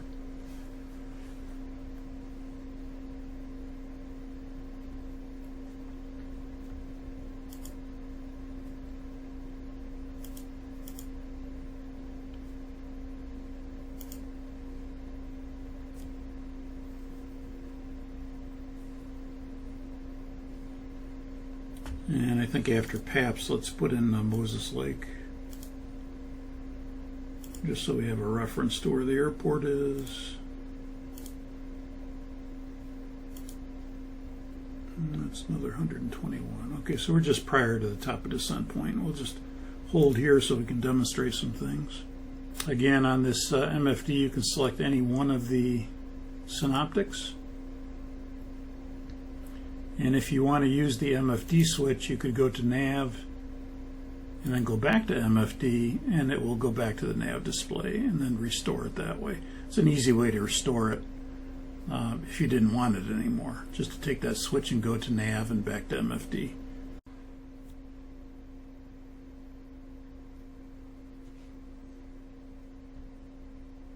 Let's take a look at an engine failure.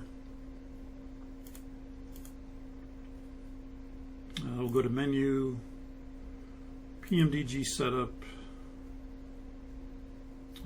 aircraft failures. We'll go to engine, Go to programmed, and we'll find the engine flame out. We'll go number 3, and we'll activate that. We'll execute that, and that should flame out the engine.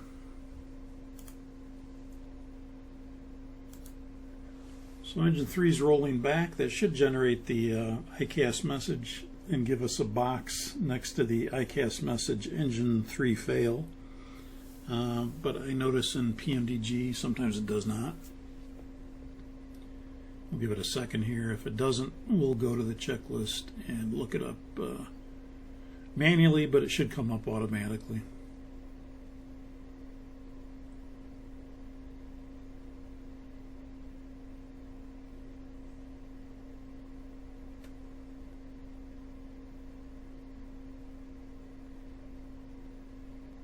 Give it just another couple seconds here to see if it comes up.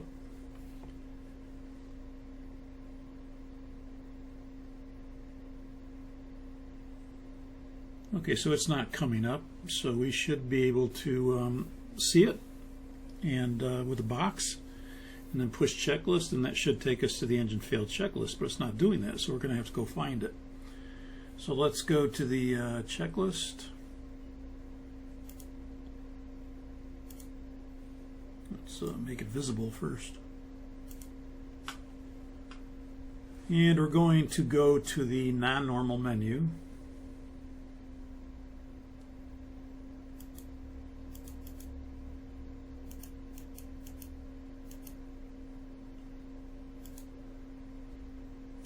And then we're going to go to the engine fail checklist. So that would be under the engine section.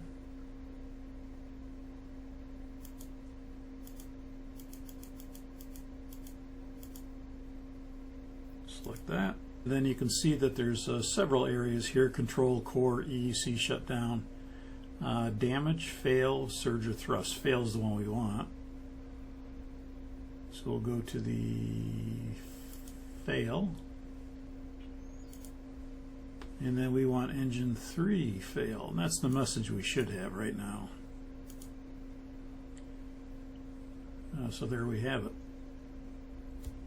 Condition messages: engine 3 fail. Condition: one of these occurs on engine 3, engine failure, engine flame out.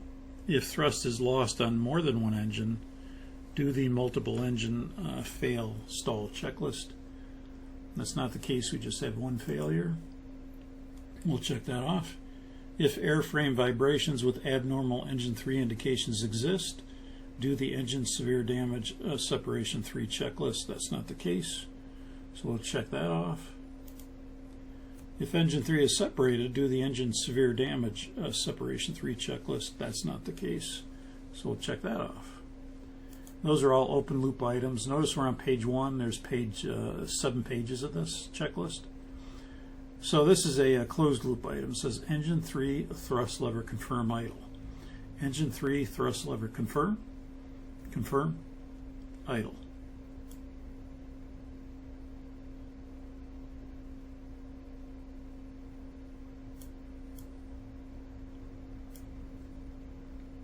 I've been having a tough time bringing this thrust lever back.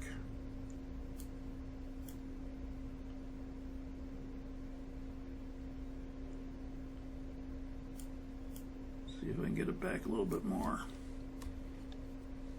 Go to a different view here. So we're going to consider that idle. So we will go to page 2. Wait 30 seconds. The engine automatically attempts to relight. If N2 is above 30% and steadily increasing, the engine is starting normally. So one thing we can do here is we can go to the left inboard here, let's say, and we can go to engine, and we can see that it is attempting a relight right now continuously. And notice the timer is going down. The timer just stopped at 0. Said wait 30 seconds. The engine automatically attempts to relight if N2 is above 30%. Well, it's not. So we're going to go ahead and put that back. And so that didn't do anything, so we're going to go ahead and check that off. It's an open loop item. So engine 3 is starting. No, it is not. So we're going to select yes or no. And we're going to say engine 3 is starting. No, it's not. And notice that when you say no, that's a conditional, this is a closed loop conditional item. So when you say no, it goes ahead and puts these to cyan. That means they're overridden. They're not applicable. So we can pass that, and we can go to page 3. You'll notice the highlight goes to page 3. So when you select that, then it asks you it another way. Engine 3 stays failed. See, it's asking you again the same question, but in a little bit of a different way. So engine 3 stays failed. Yes or no? Yes or no? And the answer is yes, it has stayed failed. Okay, next step is engine 3, and this is a closed loop item. Engine 3 fuel control switch confirm cutoff. Engine 3 fuel control switch confirm, cutoff. And notice checked off automatically. Transponder mode selector TA only, another closed loop item. So we can go, I have to move this, move that out of the way. And so we're going to go to TA only, and you can see we did that, and it turned green because it's a closed loop item, and it's sensed to be true now, so it turns green, checks it off. A restart can be attempted if there's no abnormal airframe vibration.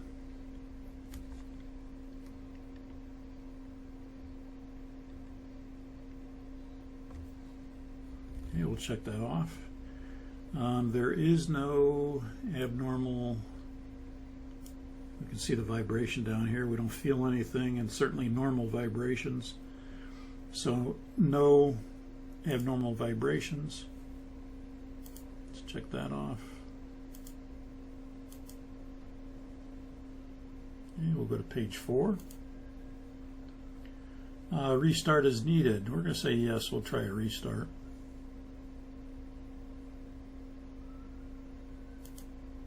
So we're going to say yes.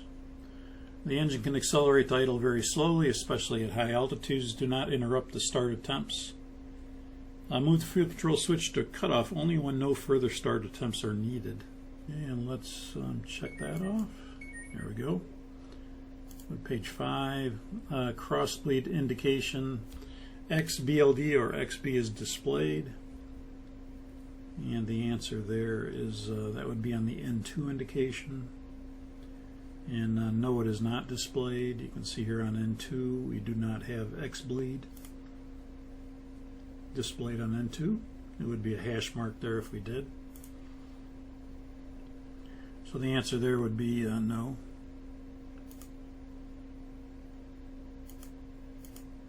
No. And so that's going to bypass all that stuff. And we'll go to page 6 now. Crossbleed indication is blank. It's asking you another way again. It usually asks you 2 ways to confirm things. So crossbleed indication is blank. Yes, it is on N2. So now we're going to say yes, it is.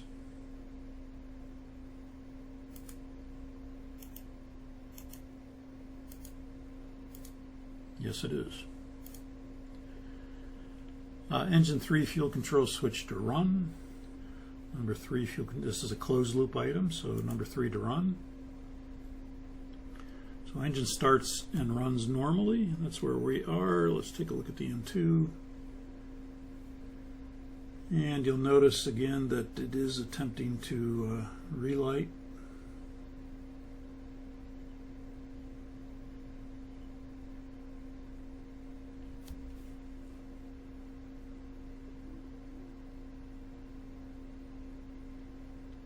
And it looks like it is relighting now. And of course that engine came back up, but normally I would have pulled it back. It's just too hard to pull back and keep it back. So it looks like it is running normally now. So engine starts and runs normally. Yes. transponder mode selector, TARA. Come back down here and select TARA.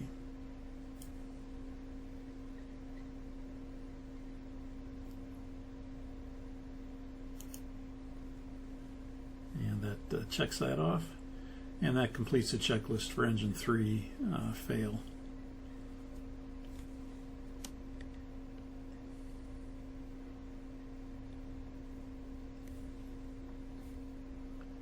And then we can reselect normal, and it'll go back to the descent checklist. Stow the checklist now.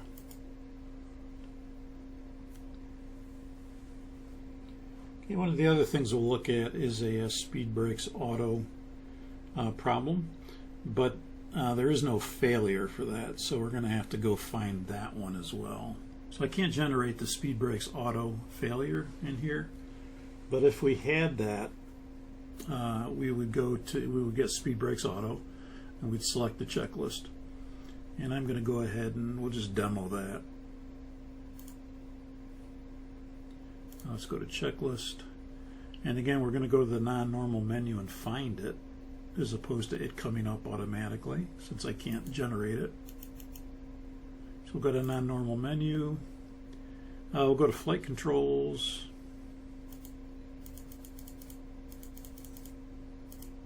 Which is down here. And then we're going to go to the, you can see the first one is flaps, speed brake, and spoilers, and that's probably the one we want. You can see, you can look down here and see if there's anything like speed brake auto, but there's not. There's stab trim unscheduled, things like that. But spoilers are right here, so it's probably here. And you can see here we have speed brake auto. So that's the message we would have had if we could generate it, but I can't generate it. So we'll go to that, speed brake auto. And the condition is an automatic ground spoiler system fault occurs. Note, do not arm the speed brake. This prevents inadvertent in-flight extension. Note, extend the ground spoilers manually after landing.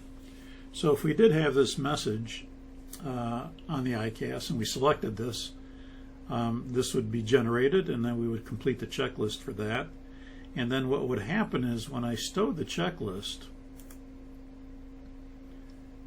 and if I were to bring back up the checklist, go back to here for a minute, and it's not going to do it in this case because we didn't have the problem.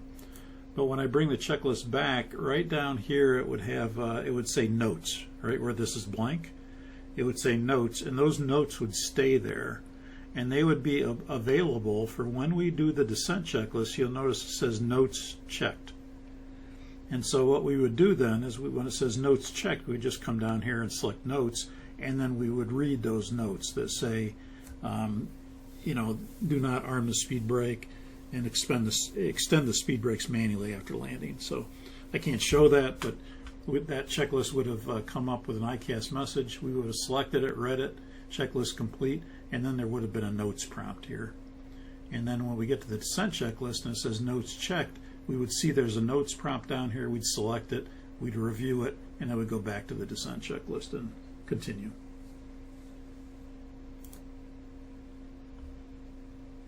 Yeah, let's stow that. One thing you'll get on any non-normal if you don't complete it is you will get a checklist non-normal message. Okay, we have a Pack 1 overheat. Let's get out the checklist for that. And you'll notice it says a condition, one of these occurs, a Pack 1 controller fault, a Pack 1 operation fault, a Pack 1 overheat. Wait 2 minutes. This allows time for an overheat condition to cool. So you can notice that there is a timer going for that 2 minutes. It'll turn amber when it gets to 0, and then at that time we can check it off that we've waited the 2 minutes.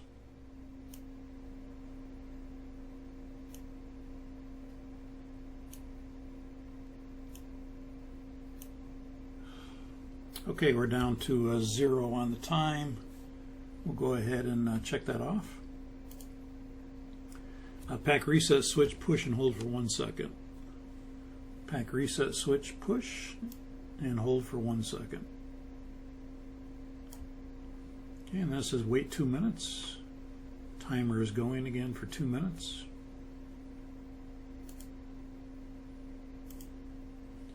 Now, my point here in doing this is if we close the checklist like we just did, you'll notice that we get this checklist non-normal message with a box indicating that there's a procedure, but the checklist non-normal would tell us that we have not finished a checklist that we started.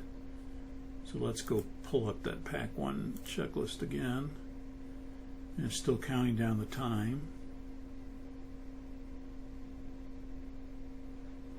But anytime you start a procedure like we have here and then you go ahead and close the checklist, you are going to generate that checklist non-normal message. That should have actually come up and stayed. And then when you push the checklist, it would go to your Pack 1. That would be the checklist. It's not complete. And then you would select Pack 1 and it would go to the Pack 1 checklist. So it's hard to demonstrate this because none of it works correctly. But again, what would happen here is that if we started a procedure like we did here, now let's wait to 25 seconds. So we're almost done with the 2 minutes. Turns amber. And then we can check that off. And now it's asking us Pack 1 message shows. In this case, the message is still shown. Yes. Then Pack 1 switch off. Let's try to close it again just to see if we can generate that. Yeah, that's how it should be. That's how it should look, just like that. Checklist non-normal. And then when you push the checklist again, it will go back to the checklist non-normal message goes away, and now you're back to where you were. Pack 1 switch off. Now that worked normally that time. Pack 1 switch off. Okay, and that's a closed loop item, so it checks it off, and that would complete the checklist for Pack 1.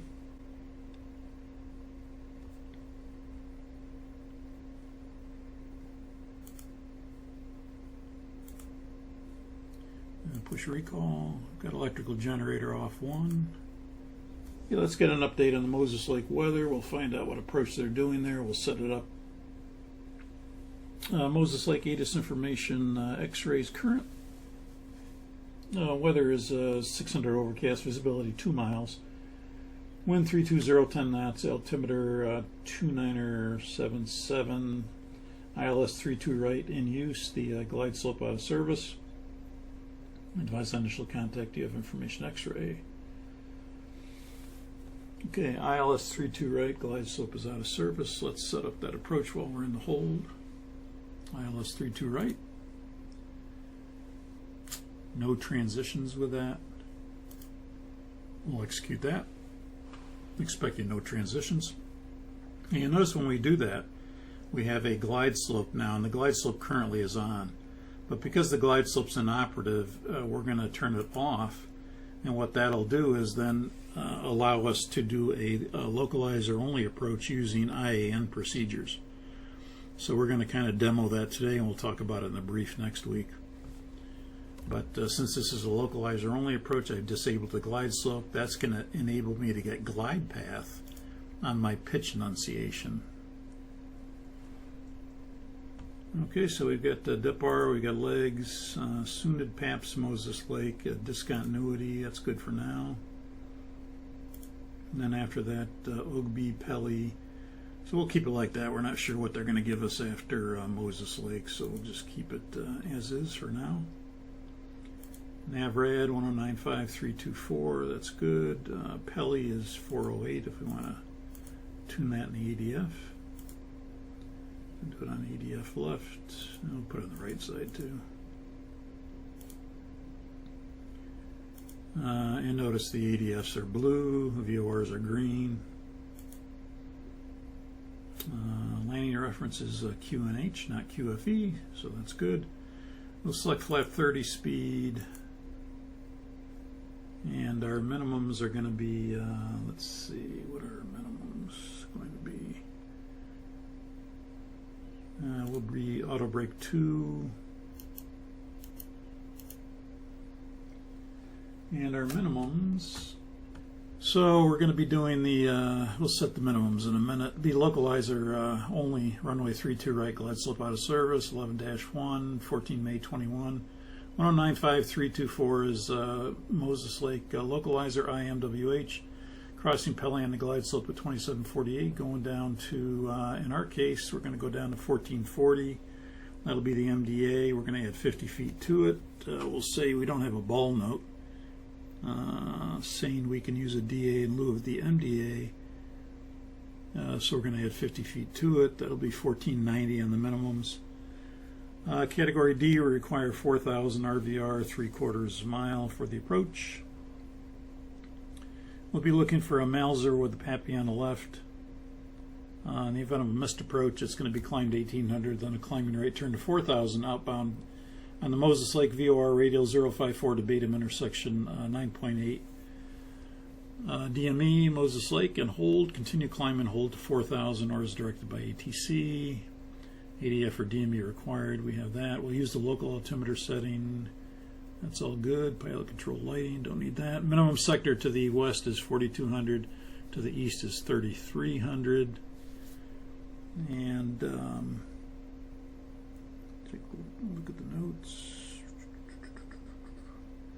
Notes are good. Okay, so that'll complete the briefing. We're ready to set 1490. Barrow is going to be 1490.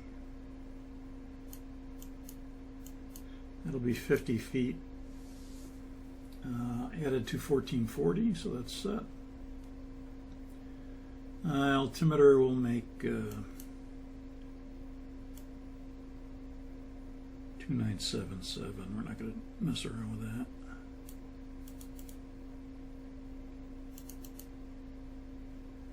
That checks. Auto brake 3, we briefed the approach, and let's go ahead and do the descent checklist.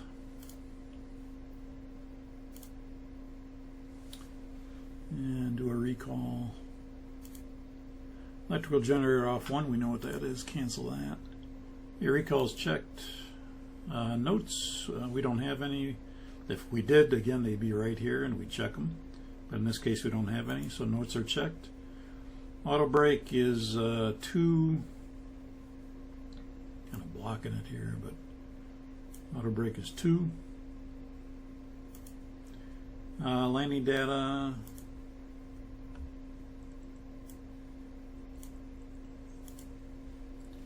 VREF 30 is 155, and the minimums is 1490.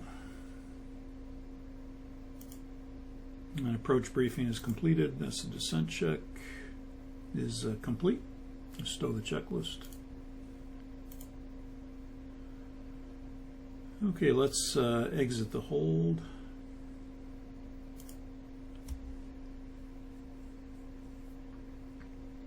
And Sonic 748 Heavy is ready to exit the hold at this time. We're ready to come in for the approach now. Sonic 748 Heavy, Roger. You can descend, exit the hold at your discretion, and pilot's discretion, descend and maintain 8,000. Pilot's discretion 8,000, Sonic 748 Heavy. You go ahead and exit the hold. Execute that.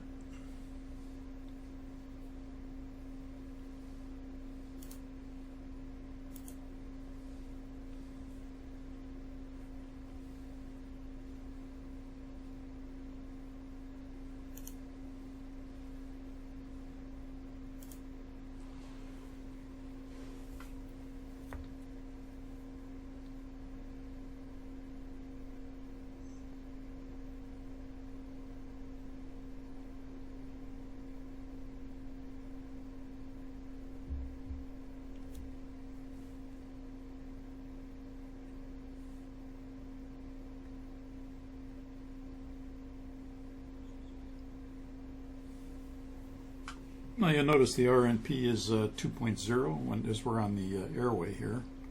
The ANP, actual navigation performance, is 0.06, and our lateral deviation is 0.0, so we're right on the magenta line.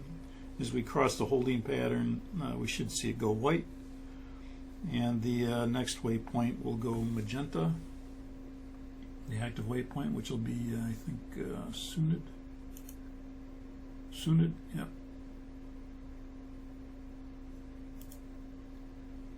And so Sunid's the active waypoint now, and you'll notice the speed will now resume from our best hold speed up to our econ speed at flight level 290 on VNAV path.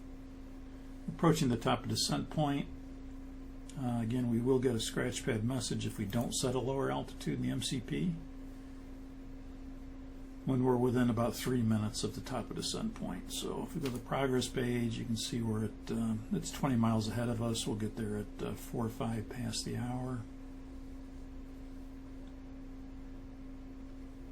And the time now is 4:02, so we should be getting that message any time now to reset the lower altitude or set the MCP window.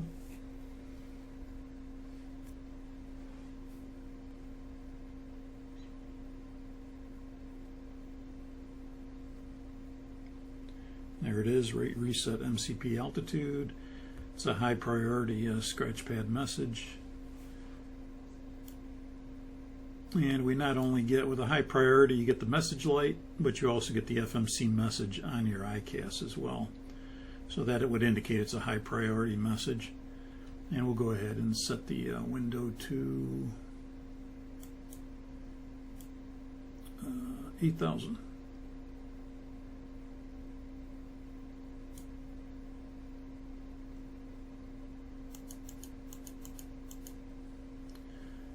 Set.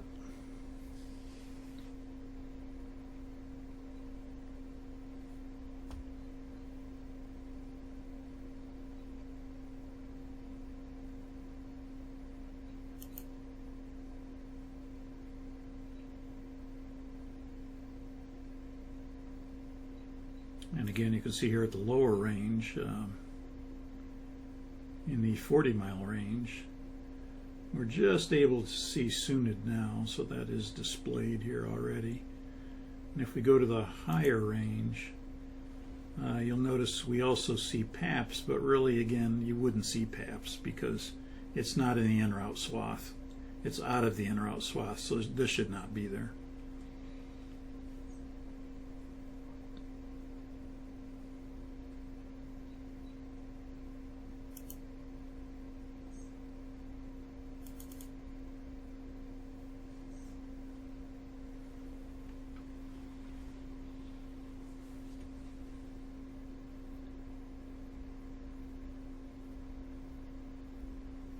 Now you'll notice our nav performance scales are right here, and right now it's referencing LNAV. The position, we are the position of the single vertical line here that's white. The LNAV position of the airplane is the triangle, and then of course these two marks on either side of the PFD would be the required navigation performance, and the little bars, white bars coming out from them, is your actual navigation performance. And you can see now that we passed the top of descent point, and we got our pointer for the VNAV path, the vertical deviation indicator. But again, they're going to show up on the nav performance scales as well as on your ND. So now you can see that you have the RNP and the ANP vertically in feet. RNP is 400 feet. The actual navigation performance is 142 feet.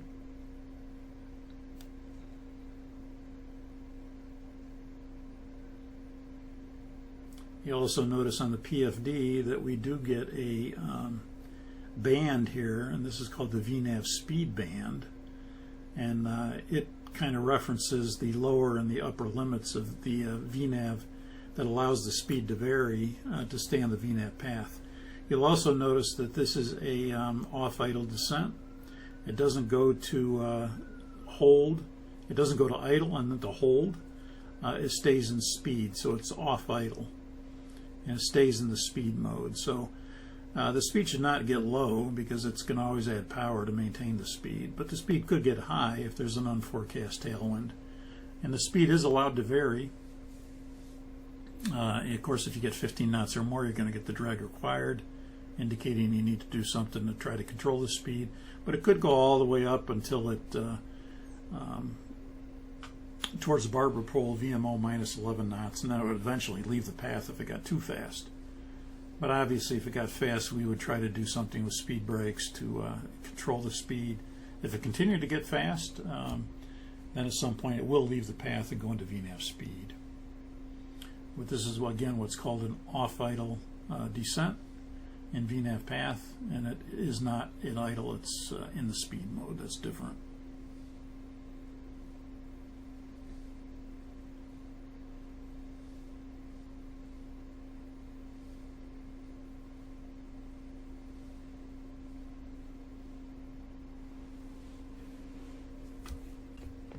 Let's take a look outside and see what we got.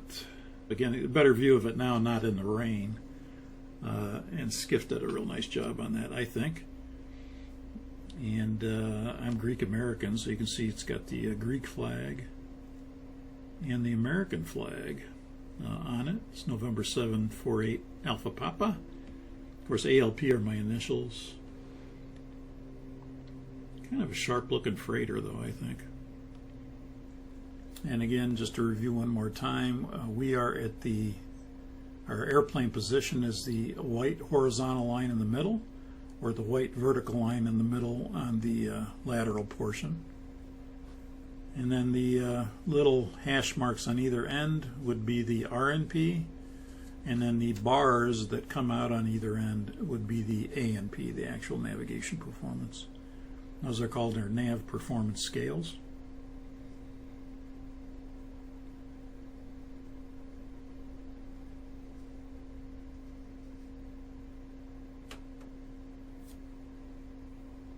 Sonic 748 Heavy, you can contact Grant County Approach now on 126.4. Good day. Grant County 126.4. Good day. Sonic 748 Heavy. Grant County Sonic 748 Heavy, we're leaving flight level 204 for 8,000.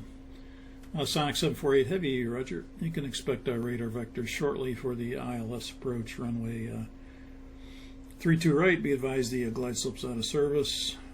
Current weather remains the same. At 600 overcast visibility, 2 miles. Wind is 320 at 10 knots, and the altimeter 2977. Sonic 748 Heavy, Roger, copy.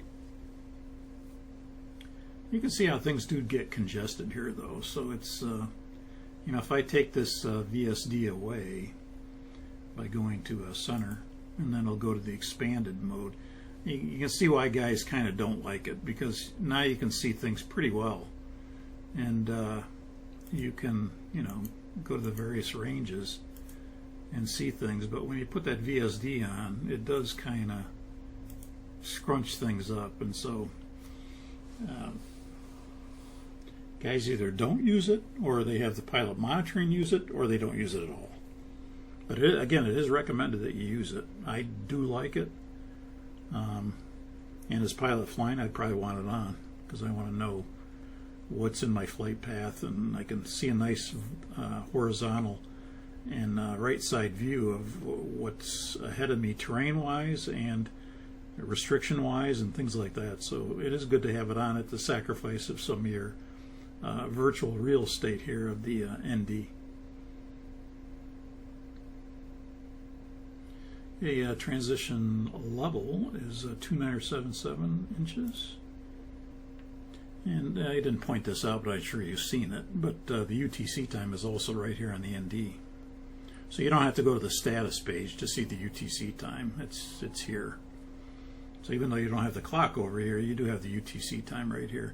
And of course, then you have the active waypoint, the time to the active waypoint, the distance to the active waypoint. And then, of course, all your wind information is the same over here as it was in the 400.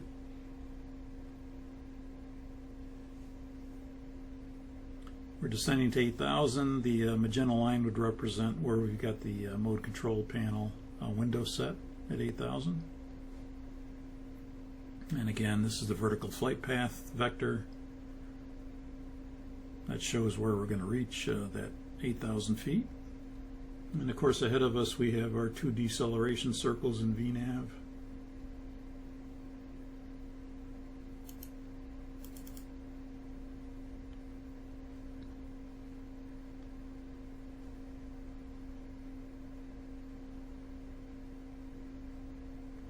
And you can see that the RNP now has changed to 1. Okay, so we're going to hit the first deceleration circle now. And that'll slow the speed to 240. Notice the VNAV speed band now has changed. The bug has gone to 240. And the VNAV speed band has changed to 255 and down to about 5 knots lower than the 240, or about 235. And we're still in the speed mode in VNAV path, slowing to 240. A much narrower VNAV speed band now. The second green circle will be at 10,000 feet at 240 knots. Notice also the ILS is here for Ogdeby, or whatever how you pronounce that, Pelly, 3-2 right, and then there's a blue dash line that represents the missed approach. That's inactive, but when we go missed approach, we're going to get the auto LNAV feature. The auto LNAV feature is standard on the Dash 8. Some 400s have it, but not many. Most 400s you have to push LNAV at 400 feet, but some of the newer 400s will have auto LNAV as well, or if you've got any kind of software update that has that.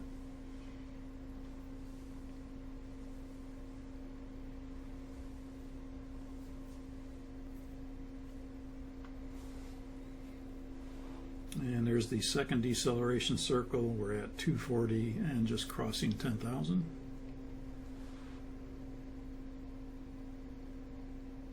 And Sonic 748 Heavy, you can turn right now to a heading of 140 vector city approach. We also have a ghost pointer here for the localizer. This is the LNAV path right here. The triangle indicates we're on the path. Notice the ghost pointer for the localizer is alive now. And we're going to go ahead and let it turn in an LNAV just to show this. And we'll go ahead and arm the approach at this time. And notice the ghost pointer coming in for the localizer. And that's going to turn solid amber here in a second as it captures. And also the LNAV course is coming in now. You can see the localizer did capture. So we have the source is ILS FMC, and now the glide path is armed. We're in altitude hold.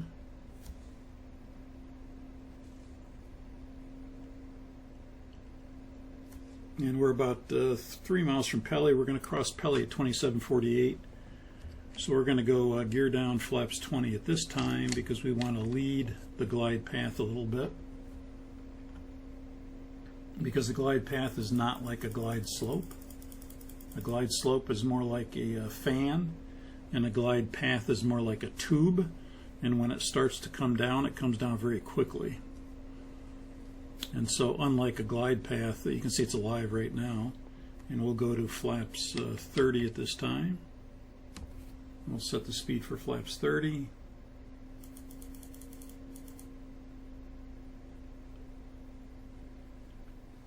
And the glide path will capture here in a second. There it goes, glide path. We'll set the missed approach altitude 4,000.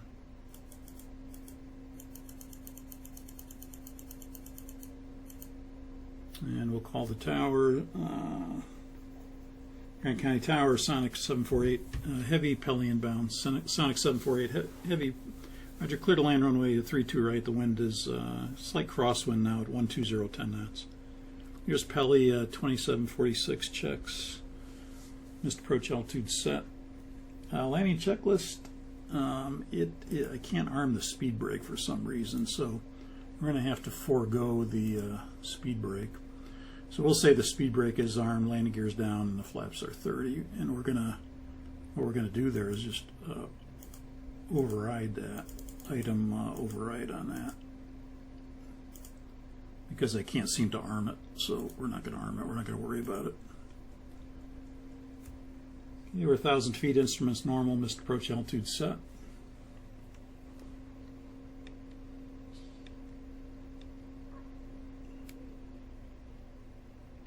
And I don't think we have the minimum set on the FO side, so I'm going to have to kind of stay in here.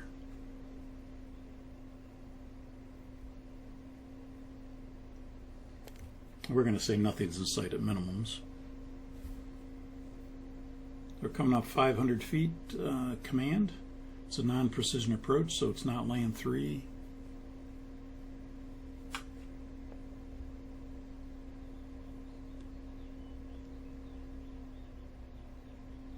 Okay, there's minimums. We'll go around thrust flaps 20.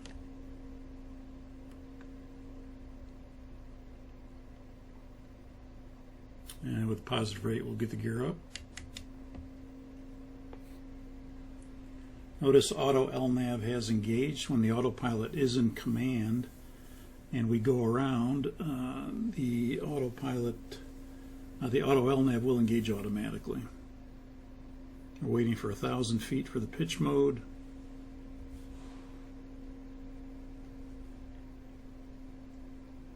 And at 1,000 feet, we'll use flight level change. We'll go flight level change and speed 200.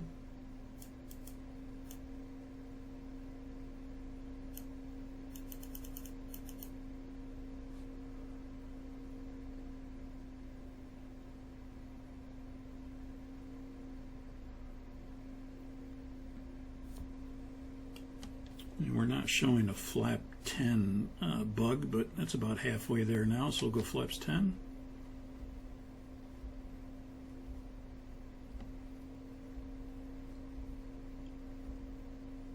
And we'll go flaps 5.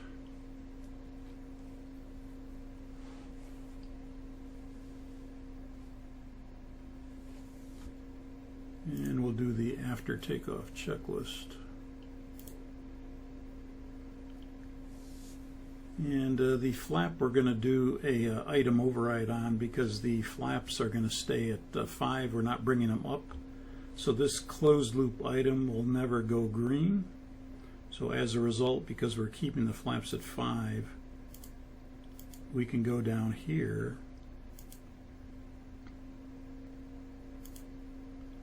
and do an item override. And that'll basically override this item, turn it cyan, and complete the checklist. Because we're never going to flaps up, we're keeping the flaps at 5, we're electing to do that. So as a result, when you do an item override like that, it will make that item blue, override it, and then in this case the after takeoff checklist is complete.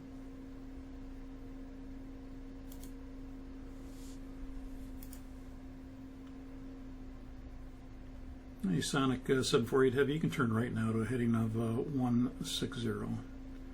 Sonic 748 Heavy, right turn 160.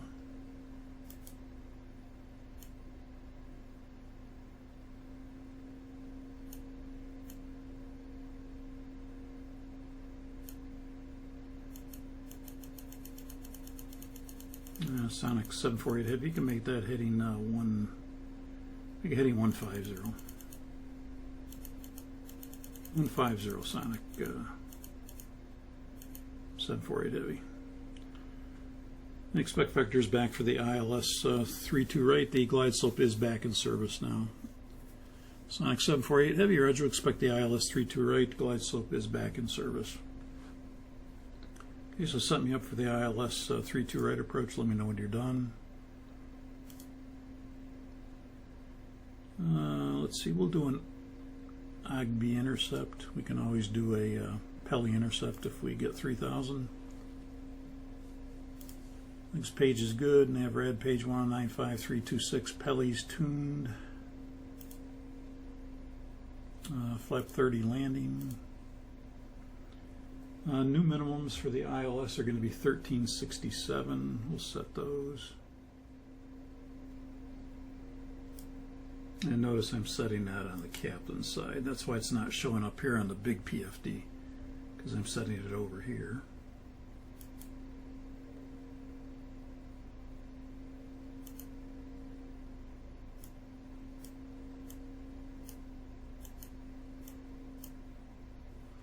A1367 set. Sonic 748 Heavy descend and maintain 3,000. 748 Heavy leaving 4,000 for 3,000. Flight level change 3,000. Extend me a line into Pelly.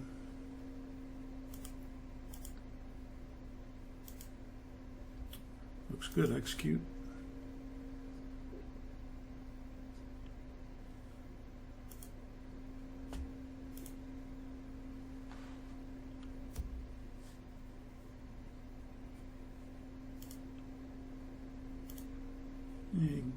Give me a recall.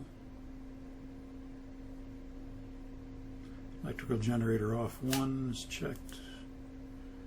Auto brake 2 landing. Let's run the descent checklist.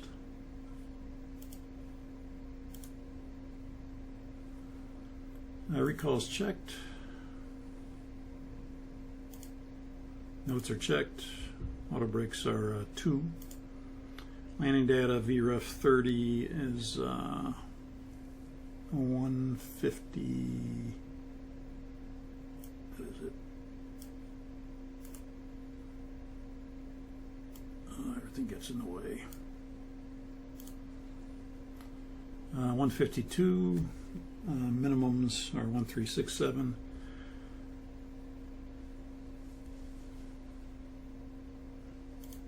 And the approach briefing is completed. That completes the descent check, approach checklist. Altimeters. Altimeters are 29 or 77 inches. Approach checklist complete.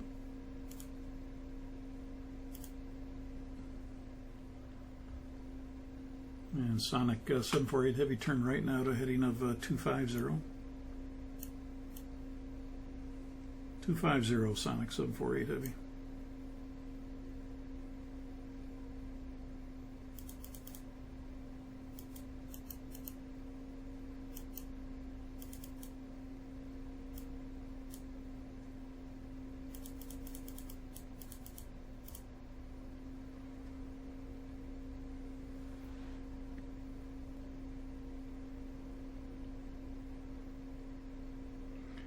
You'll also notice that you can turn on or off the glide slope from the approach reference page as well. So usually you can get it from the departure arrival page. When you select the ILS and you execute it, you'll have the ability to turn off the glide slope here, or you can go to the approach reference page, and there we could also disable the glide slope. In this case it's on because we want it on because it's a full ILS approach.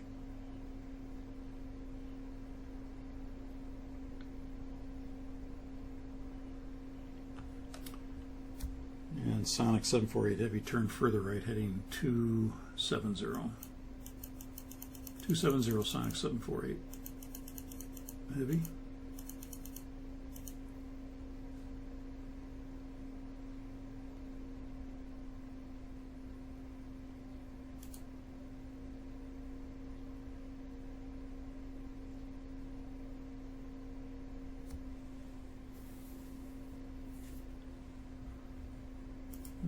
Let's see if we can do this. Oh yeah, we can't select. The reason I have this PFD selected is because I cannot select the captains. You notice that's not selectable to make it big. So that's why I have this like that. And I'm not going to bother setting the barrel because it's too hard to set. So let's go flaps 10. Set speed.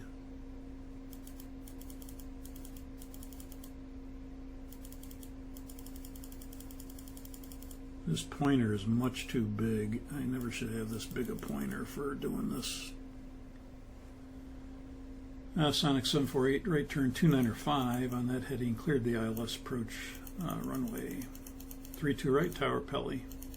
295 cleared the ILS 32 right tower Pelly. Sonic 44 Heavy. Okay, we're displaced properly. Alarm the approach.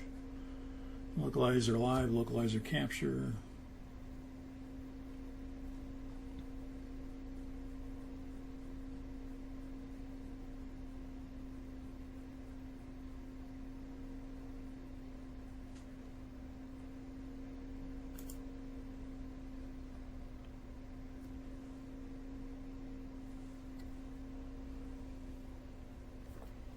Get rid of that recall. Go ahead and cancel that ICAS message.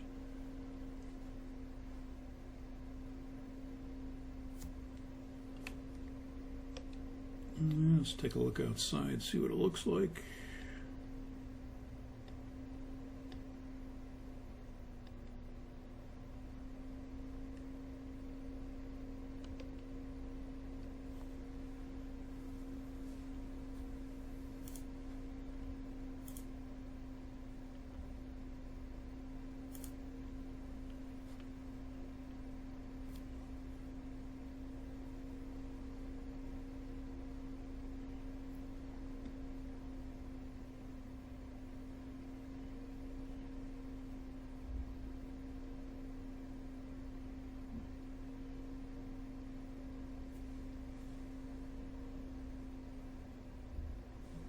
Again, I'm going to land without the speed brake arm because I cannot get it armed with my pointer. So I'll do an item override on the speed brake, and I'll let the reversers deploy it automatically. Hey, glide slopes live, gear down flaps 20, and I will not arm the speed brake. Now we could almost assume we have a speed brakes auto message. So we'll assume we have that failure, and we are not arming the speed brake. So that's a good excuse why not to do it.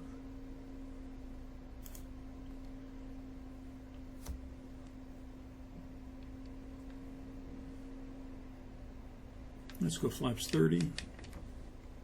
Set speed.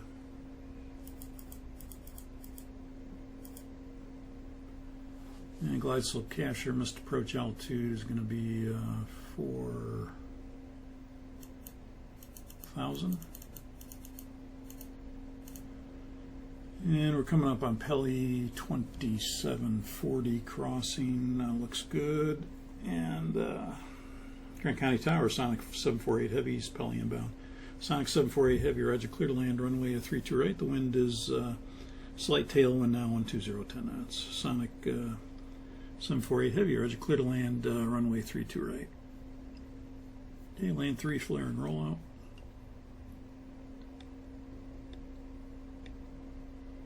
Minimums are going to be 1367.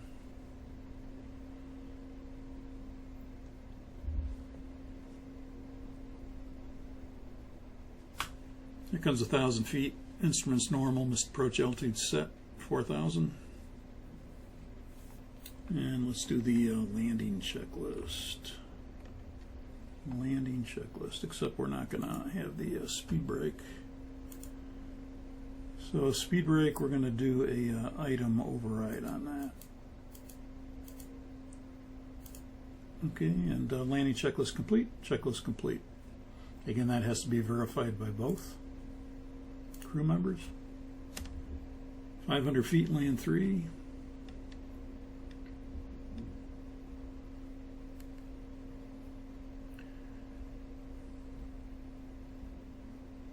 And 1367 is the minimums, so we're approaching minimums.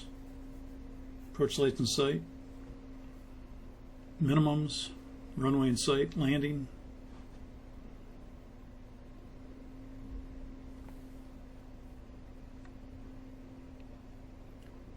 Flare.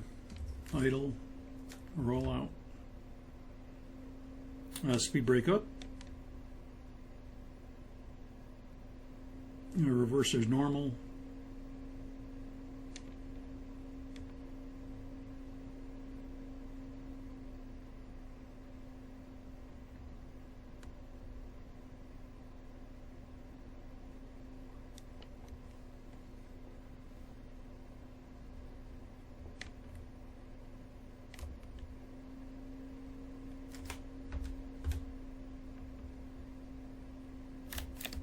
Auto brakes off. Okay, we'll let it roll straight ahead. Sonic 748 Heavy, left turn at Delta and contact ground. Sonic 748, roger, left turn at Delta, will contact ground. Autopilot off.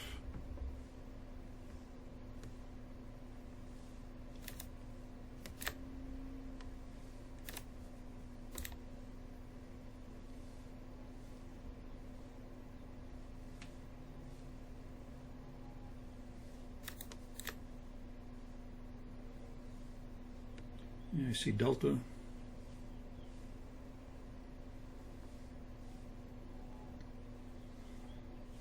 Engine anti-ice is on.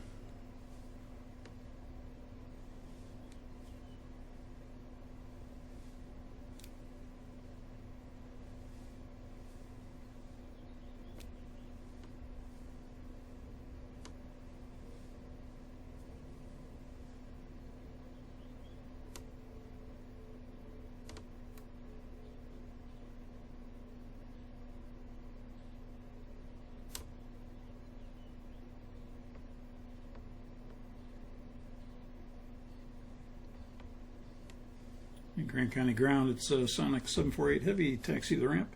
Sonic 748 Heavy, you're at your left turn on Charlie Bravo Alpha to the ramp. Charlie Bravo Alpha to the ramp, Sonic 748 Heavy.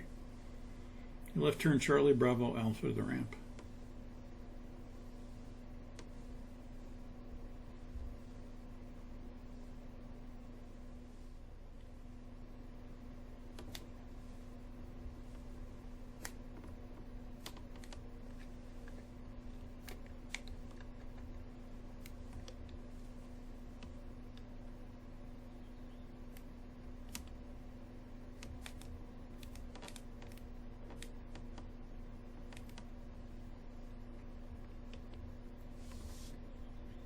Okay, let's go after landing procedure.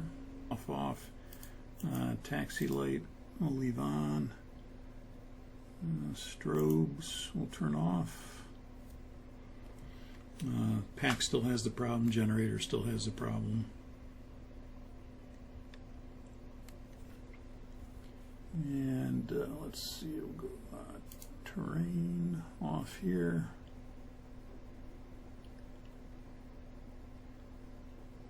And we'll go flaps up.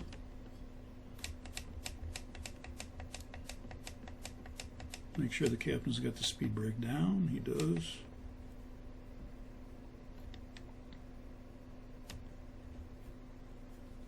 And we'll go transponder to, if I can see it. Let's see, where are we? Transponder to transponder, there we go.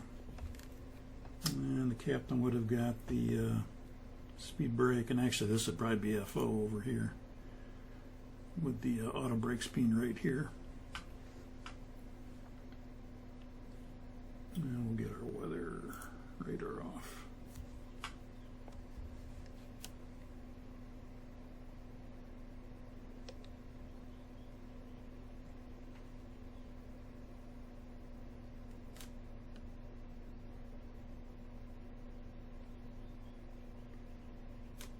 So after landing procedure is complete,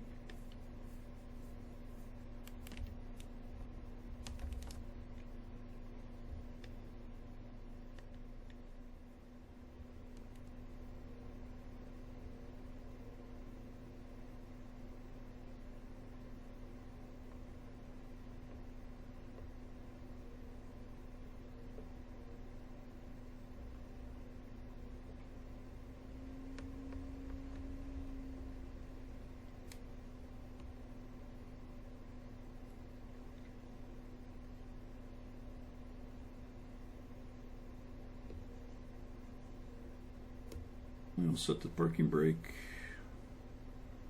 and shut down procedure.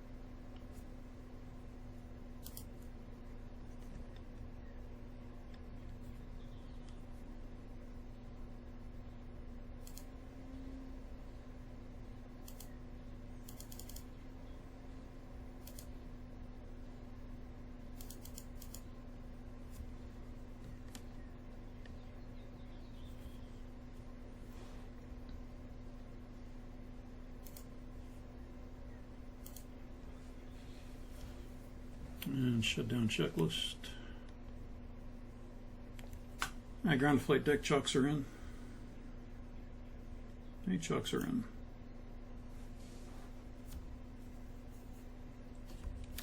And release the parking brake.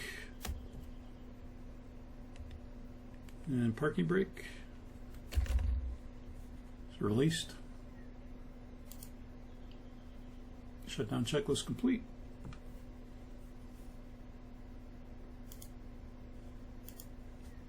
A securing procedure and then securing checklist.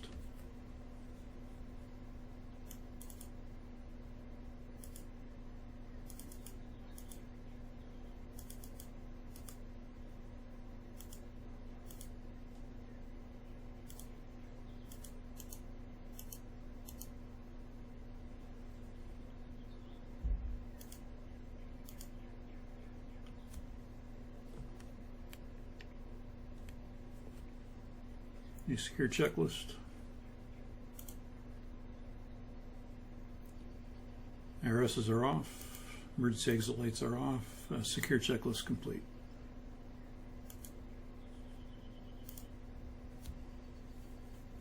Okay, that completes Ftd-Pc Fs number 11 flight for the 747-8.